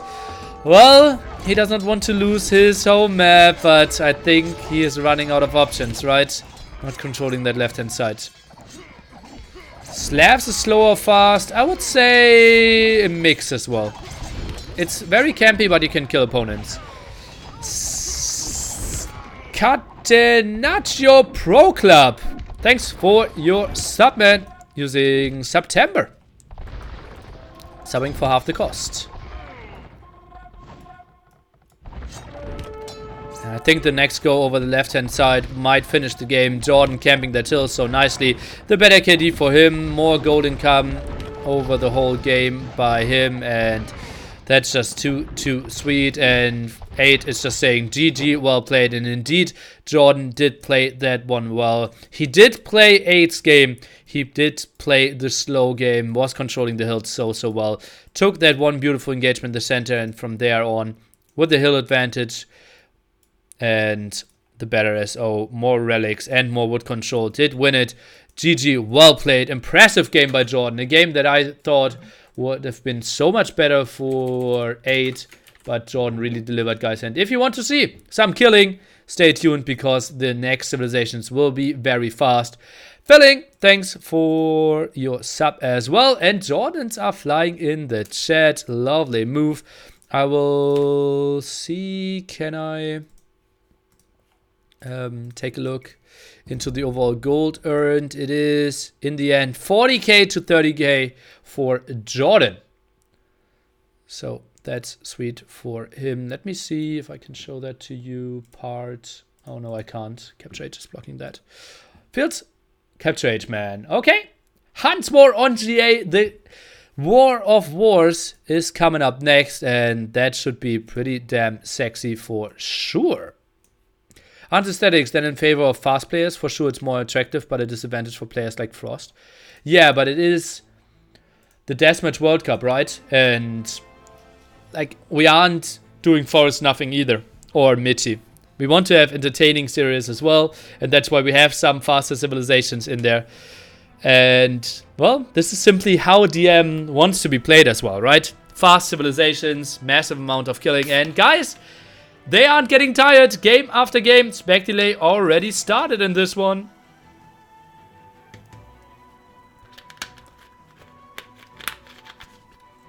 Like, deathmatch should be fast, not Michi-like. Yeah. Is this your tournament?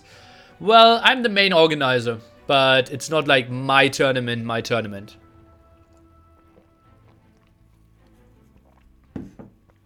Is the M1v1 always mirror? To keep it fair, yes. We thought about some versions, but I think it would get super confusing and DMers aren't really used to it. I think how rare DM tournaments are, I think just playing the standard thing is pretty good. And guys, Hans War is coming up. You be getting top 3 spot. Seeding is up top here. I got seed number 5. Who is Dragonstar? A 2.1k RM player, 1950 DM player. If you want to know more about the players, !players will send you to a video where I explain the brackets, the format, and give some predictions of all the players. And let me quickly change the colors for them. Oh no, how is that? How do I change the friend foe colors? This is so bad, guys. They changed the host. Was the prize pool over $2k? We will just jump into the game and we'll be annoyed about the colors later on. And maybe some capture H guys can tell me how I changed blue and red. We are going into Hans War, guys, and this will be pretty brutal. A lot of kills early on. We have the 6 stable opening here, 4 barracks and 4 archery ranges by 8. On the other side, 4 stables, 5 barracks and 6 archery ranges by JorDan. Is going for market as well. You will see him sell some wood and food there for sure. And it's not all G, no. Like all G still,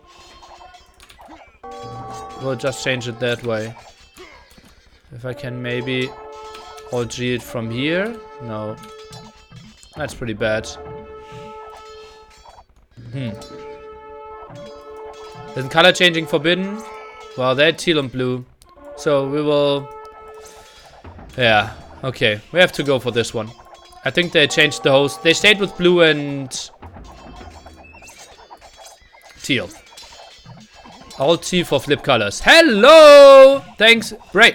Okay, so what did I miss? 13 to 11 KD. 3 villagers down for JorDan. 2 villagers down for 8. And we see a lot of gold control. Let's take a look at the overall map. Market went to JorDan apparently. 4k gold for him still in the bank. And massive amount of CA and paladins already on the field. Now the first aggression will happen. I have no idea why this army is running down here. And the first fight at the front.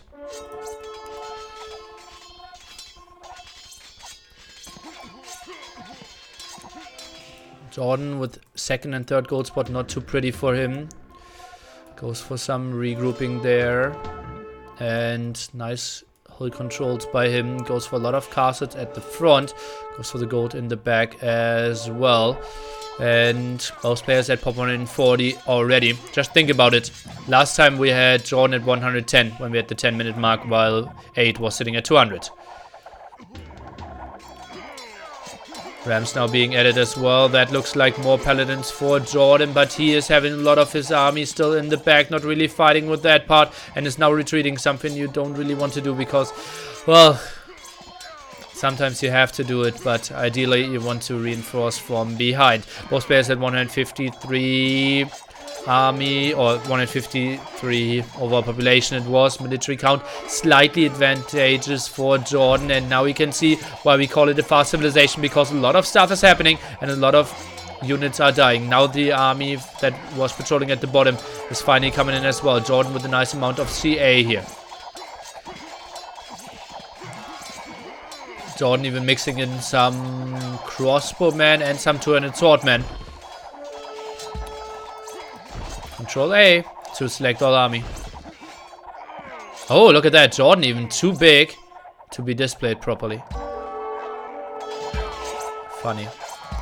Okay, CA with more and more features.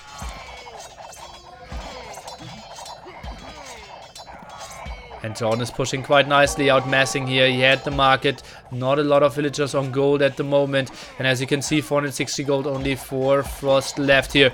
He's not getting a lot of map control. JorDan with so much control here, collecting all the relics as well. At least 2 already coming in his direction, going for the push here at the center. Paladins are pushing forward as well. JorDan is leading 2-1 in this best of 7 series. Whoever gets 4 wins first is going into the gold stage here. Halberdiers now shrekking all those paladins. No more halberdiers from 8, and that's not a great efficient fight for him. JorDan just lacking some traps to really get the killing blow here. Running in with some more rams, fighting on the castles. Maybe a time to fall back, and yeah, that's what he's doing in some forms. Not a lot more paladins by him. Was trying to, well, go for some annoying CA raid here. Box formation from Frost? Yeah, looks like it. Interesting. JorDan now going with the traps forward. 10 population lead for him. Still no gold control. Look at that. Second and third gold spot at the moment not taken by 8 here. And that's a tricky one. Paladins now moving forward. Halberdier numbers of JorDan still looking okay, I believe. And all the paladins will fall, but will some survive? Oh, the traps are getting sniped in the back. JorDan sees that, is trying to go back, tries to go for some saves, but that's not really going to happen. Or is it? 2 traps going down, third one in danger as well, and will survive. Nice save there, and will get the castle kill in return. Good stuff for him here. Go at the top, or the expansion by JorDan denied. Tarkans. Maybe misclick. More 2-handed swordman as well. Oh man. Saves that last trap, and we have the problem not getting onto more gold. And that's a lot of villagers being sent away to build more farms. And he has only 200 gold at the moment. That's not looking too great in my opinion. JorDan, so annoying. 2-handed swordman raid! 8 can resign in my opinion. JorDan mainly goes for the boom behind this. 66 villagers for him at the moment. 8 sitting at 8. At 61. 8 idle villagers at that point. JorDan drops an army though. I think overall army value should be better now. 8k to 5.6k.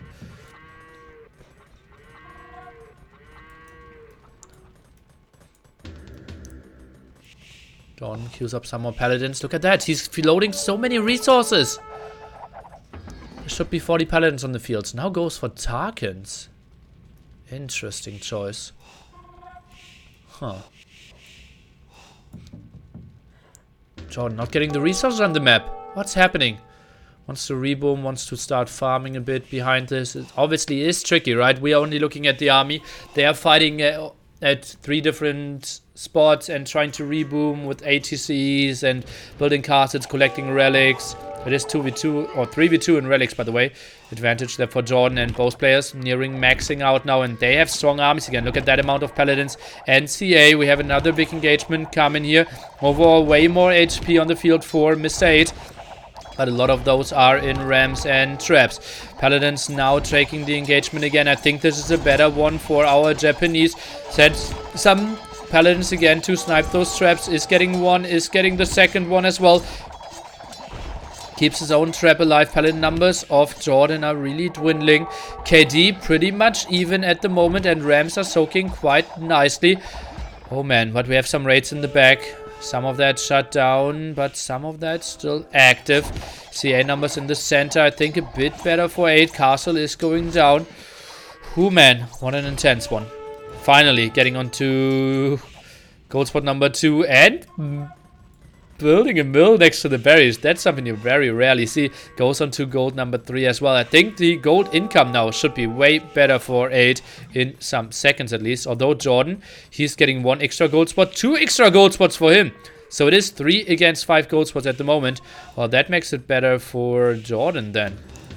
Nice map control, and the early push really gave him control over the top area. I think a bit of a better positioning for him, but that's something that's not about positioning. That's about pure macro, and JorDan, he's delivering on that.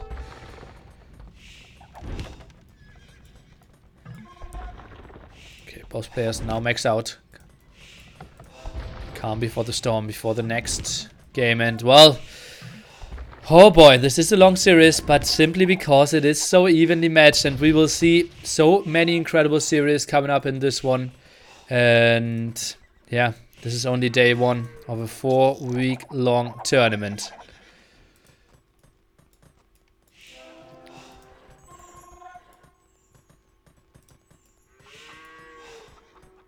Walls with buildings is okay. Yeah, you could build 2 siege workshops here. Debris around, sending some energy to JorDan. Home following. More matches today. After this, we will cast Teto against Baraka.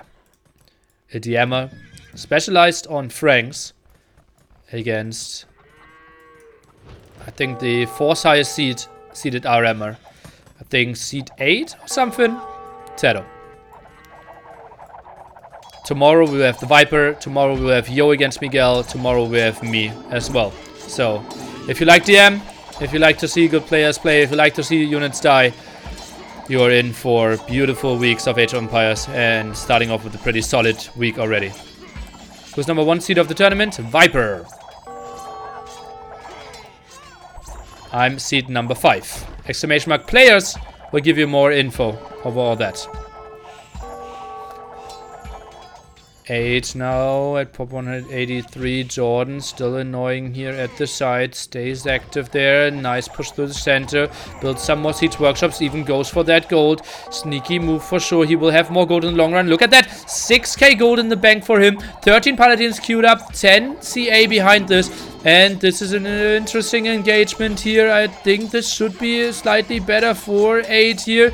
He has so many rams in front of that as well. JorDan is lacking those. Paladin numbers should be somewhat even, I believe. NCA's there, closing down the distance. JorDan, he's rushing out a castle next to that fight. And Paladin numbers of JorDan were enough to kill all the rams. And JorDan, he's looking good in this one. 30 population ahead and will snag some villagers. As you can see, 4 villagers dead by JorDan, 74 villagers dead by Mr. 8. And that's simply because JorDan is so active with all his rage in the back and at the front.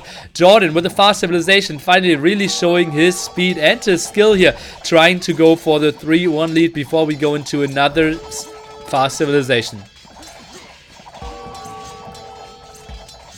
Percentage gold means how much of the overall value is gold army. Oh god, 8 is losing so much. He is running out of options. Only now getting onto his... well, he is out of gold pretty soon. 600 gold only left here. He's queuing up 10 more paladins. Pop 140 for him. But JorDan is going for the kill. Had all the map control and is looking just beautifully here in this one. Might even get the GG before the 30-minute mark here. Rams are pushing in. Pop 200 against Pop 145. JorDan is going for it, guys. The energy sent by you is helping out. Is repairing the traps behind this as well. More paladins queued up, more CA queued up, as you can see. Everything swarming in, even some other villagers here. JorDan again at 34, now dropping down to 13. So nice fix there behind the big push. And GG, well played by 8. JorDan is saying thank you, and JorDan is leading 3-1. Finally, a quick game and a strong performance by JorDan. Guys, what a game. Whew.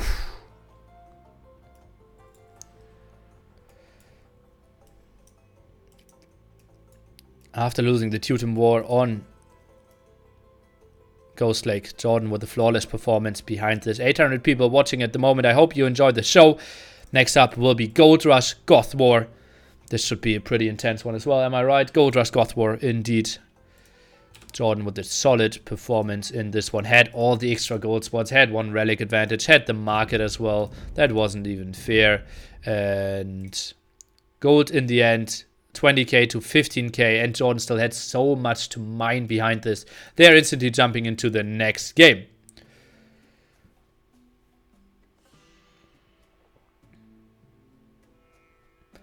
Before the final push, Tarkans were so powerful against 50 CA from Frost. Yeah, that's true. But they perform worse against Paladins and Halberdiers.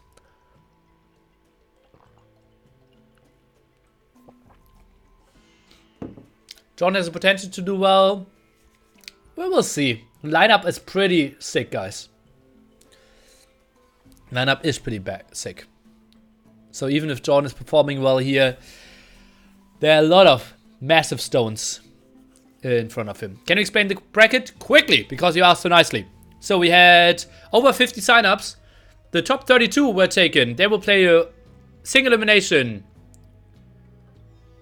qualification stage. All the top 16 winners are going into this gold bracket. The 16 losers are joining the lower seeds on the silver bracket. Jitba never really played the new expansions. Doubt did sign up. He is playing against Incredibles. Incredibles seed 12, Doubt is seed 21.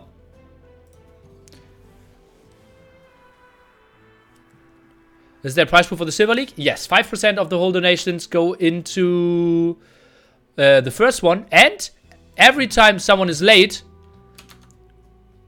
10% of his prize pool will be taken away. And that will go into the silver pool as well. So if, for example, the guy who gets first, he gets late twice, then another 5% are going over. We will jump into game number 2 here. It will be switch colors, bam. And we are looking into Goth War on Gold Rush. As you can see, we're playing a very fair version of Gold Rush with very few hills and nicely even spread around to make it a bit more fair compared to the very hilly Gold Rush that was super campy and most of the time was a map win. We have 4 barracks and 4 archer ranges here by 8. Make that 6 barracks and 4 archer ranges. And the castle behind that, JorDan is opening with 6 barracks and a lot of houses here in the back. And let's take a look how many villagers we will see die. When Doubt is late, 11 times would he have to pay you? No, he just gets no money at all. Okay, very aggressive castle approach by JorDan here. Let's see if that's going to go up. We see very heavily houses. 8 here. He already lost 2 villagers, and that means not a lot of houses being built at the moment. JorDan in a good position to have a great control. Champion production now continues, and this doesn't look too great for 8 here. He is stuck at 50 population now. JorDan already freeing himself up for 110, and the production, as you can see, is just smashing out of those barracks. Even needs to queue up some more. Scorpion production now starts as well, and JorDan, he's just so much faster there. He is taking the good engagements and is getting the resources on the map.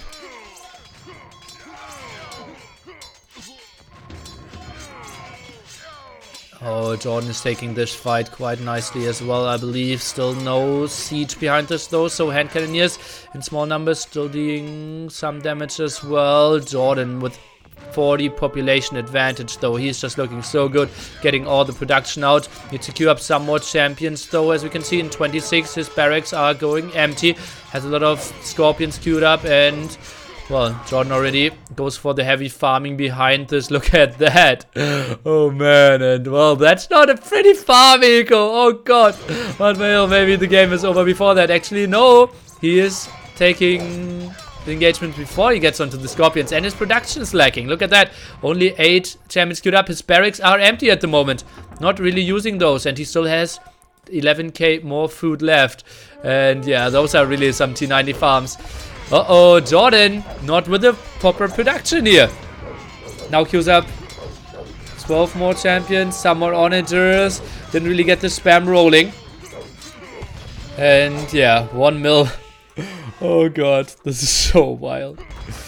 Ah.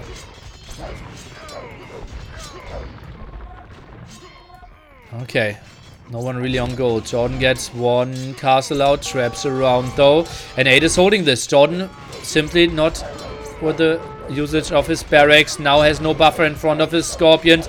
The champions are pushing in, and JorDan, that shouldn't really happen. The scorpions should be in the back. Hand cannoneers are pushing forward. Usually not the greatest unit, but good enough against those small numbers. Hill advantage now for 8. And maybe, although it is a fast civilization, 8 might steal this one away. Is now 170 population against 70. JorDan maybe too focused on building random farms instead of keeping the production rolling for himself. Pop limit 205 against 72 at the moment. JorDan only queues up 3 champions.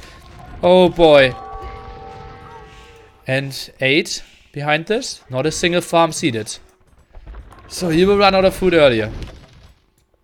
8 is out of gold. That's true. Now goes on to Sam here. He is out of all resources. Gets the production rolling for himself. Traps are moving forward. Maybe should even patrol in there. JorDan is not having any gold either. TC is really working nicely for JorDan. 60 villagers queued up, so he will get onto very good numbers there. We'll have 110 villagers, even if he doesn't queue up more. That's fine for him. He needs to stay safe here. And 8, where's the killing spirit, man? You are 190 military to 90. You just need to move in and kill this one. Maybe a bit too few Huskals. Let's take a look. The Scorpions could take good fights. Onagers with that as well. Villagers at the front could go down. Nice hill control here. Onagers could get some snipes, though. And let's take a look. Still grounded, standing ground here with all the champions. Oh boy, and those are not fighting back. This is so bad. But castles are going up at that side, meaning 8 will have a lot of control. Hand cannoneers. Oh god, they could eat some good shots here. This is so brutal for them. Needs to go back, and suddenly it's even population again. Both players with heavy slip-ups, but JorDan, he's running out of buffer in front of his Scorpions again. Is trying to micro this one here, and JorDan, well, that's mainly because he has so many more villagers. Military count is still 100 to 45, and we don't see a lot of buffer in front of that. JorDan, he is at 2k food. 8 is completely out of it. Is he queuing up some farms? Well, he's building some at the side, but not too many. JorDan's food eco will be better. He's going for so wild farming, though. Now some barracks here at the side. No defense. That will be stopped quite nicely. And both players kind of running out of steam. Nice raid here at the side.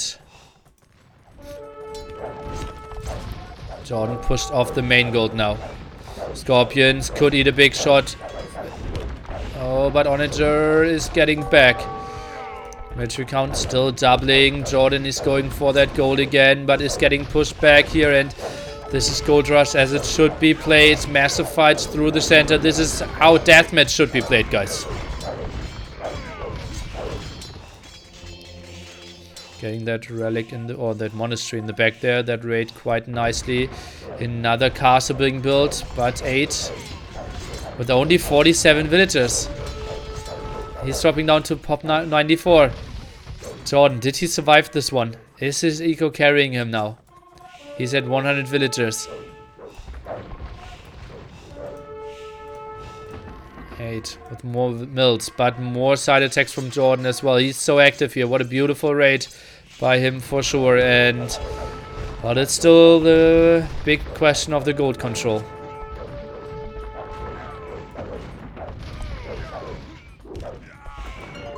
Now picking up relics. There's JorDan. How much gold does he still have left? I can see 1.5k here. And we have 900 there. Still get some at the front. Crazy swings indeed. Oh, how did those Huskar just swing around? GG, well played. 8. He sees all the raids at the side, left hand side. Good luck next round. JorDan is in the Gold League. 8 has to play in the Silver League. 6-16 is falling against seed 17. Oh boy.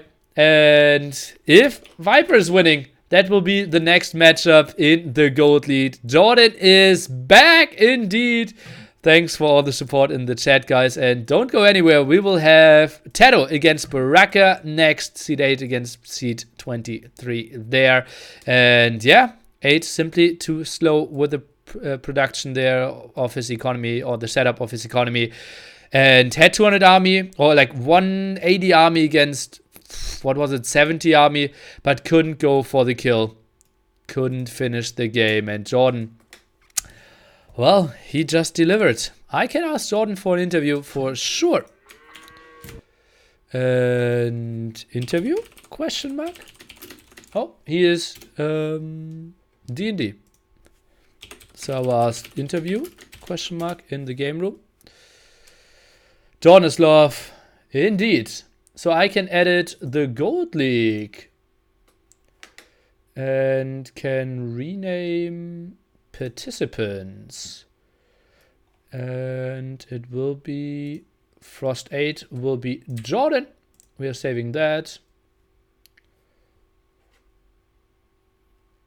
And JorDan said yes. So we can ask him. Oh boy. I'll also read chat a bit, but as you all know, I can't ask all questions, so it will be mainly my questions Connected. focused there. And that is the wrong TeamSpeak.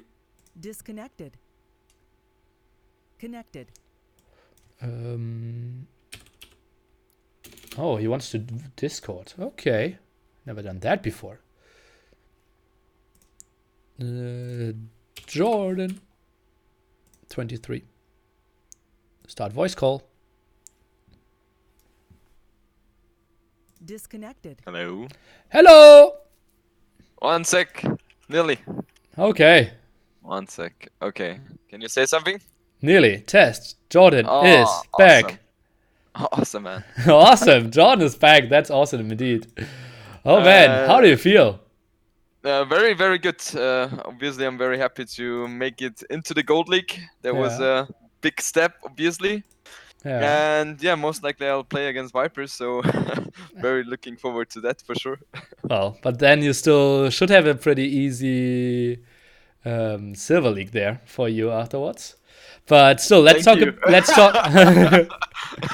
Oh god, I don't think I want to continue this interview, man. Okay, let's talk about the series. What were your thoughts about 8? What did you know about him? What were expectations of the series? Actually, I did not know anything about him. So the first game, I really tried to understand how his playstyle is, and obviously you can tell the deathmatch games usually go faster, but against him it was pretty long. So he likes to play it more passive, and his macro is very good, and his unit control with Siege Onigris was just killing me on the Dunes War. Yeah, so I wasted a lot there. So, but the first game was very good for me to understand how he functions as a player, and so I could adapt my playstyle for the further games, which worked out pretty well. Okay, I will send you something that might help you in Discord, and I can show it on stream again. This is the ranking for deathmatch team games.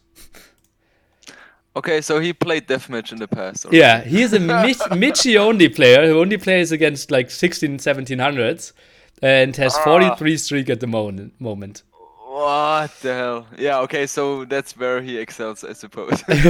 Stalemate games. Yeah. Yeah, very, very tough. Yeah, and the Tune Wars, I was like, okay, I felt like when the Civ is fast paced, then it will be better.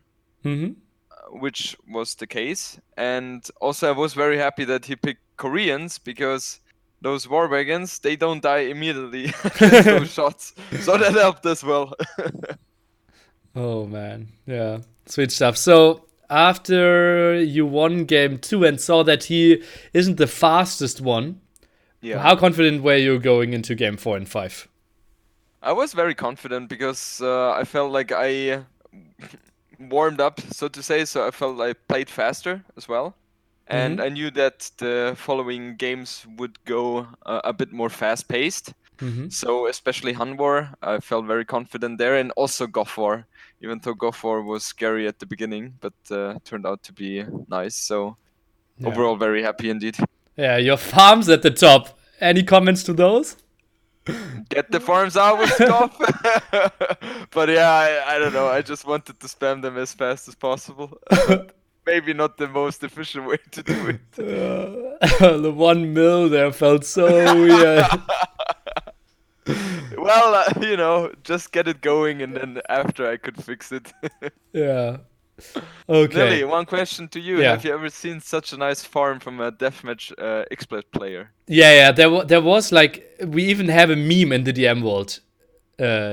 What is it? Dan farms, because he builds them like randomly. Like they're even like, some of them are like 8 tiles away from the town center or something. So Well, there's a some way to people go. even more crazy. Yeah. Oh god. I also placed a very nice mining camp. I think it was in the Korean War. Oh my god. I think that was like half a kilometer away from the gold. Oh god. Okay. Yeah. Now looking into the Gold League, you will most likely face Viper next. How are your hopes? Easy going. Easy going.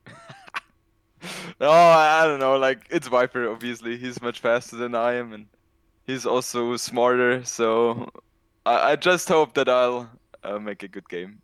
That's all. Okay, sweet stuff. Then best of luck to you on that one. One question out of the stream. When will you start streaming again? I don't have a proper answer to that, but my mind is really, really, developed in that regard that I want to stream again. So I will have a conversation with the Will again on the weekend, and then maybe we'll, be able to get something very soon. So I'll keep you guys updated.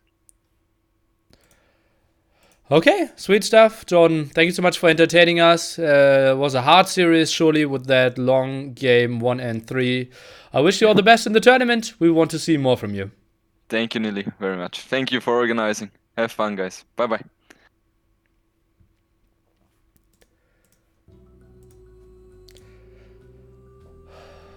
Oh boy, that was beautiful.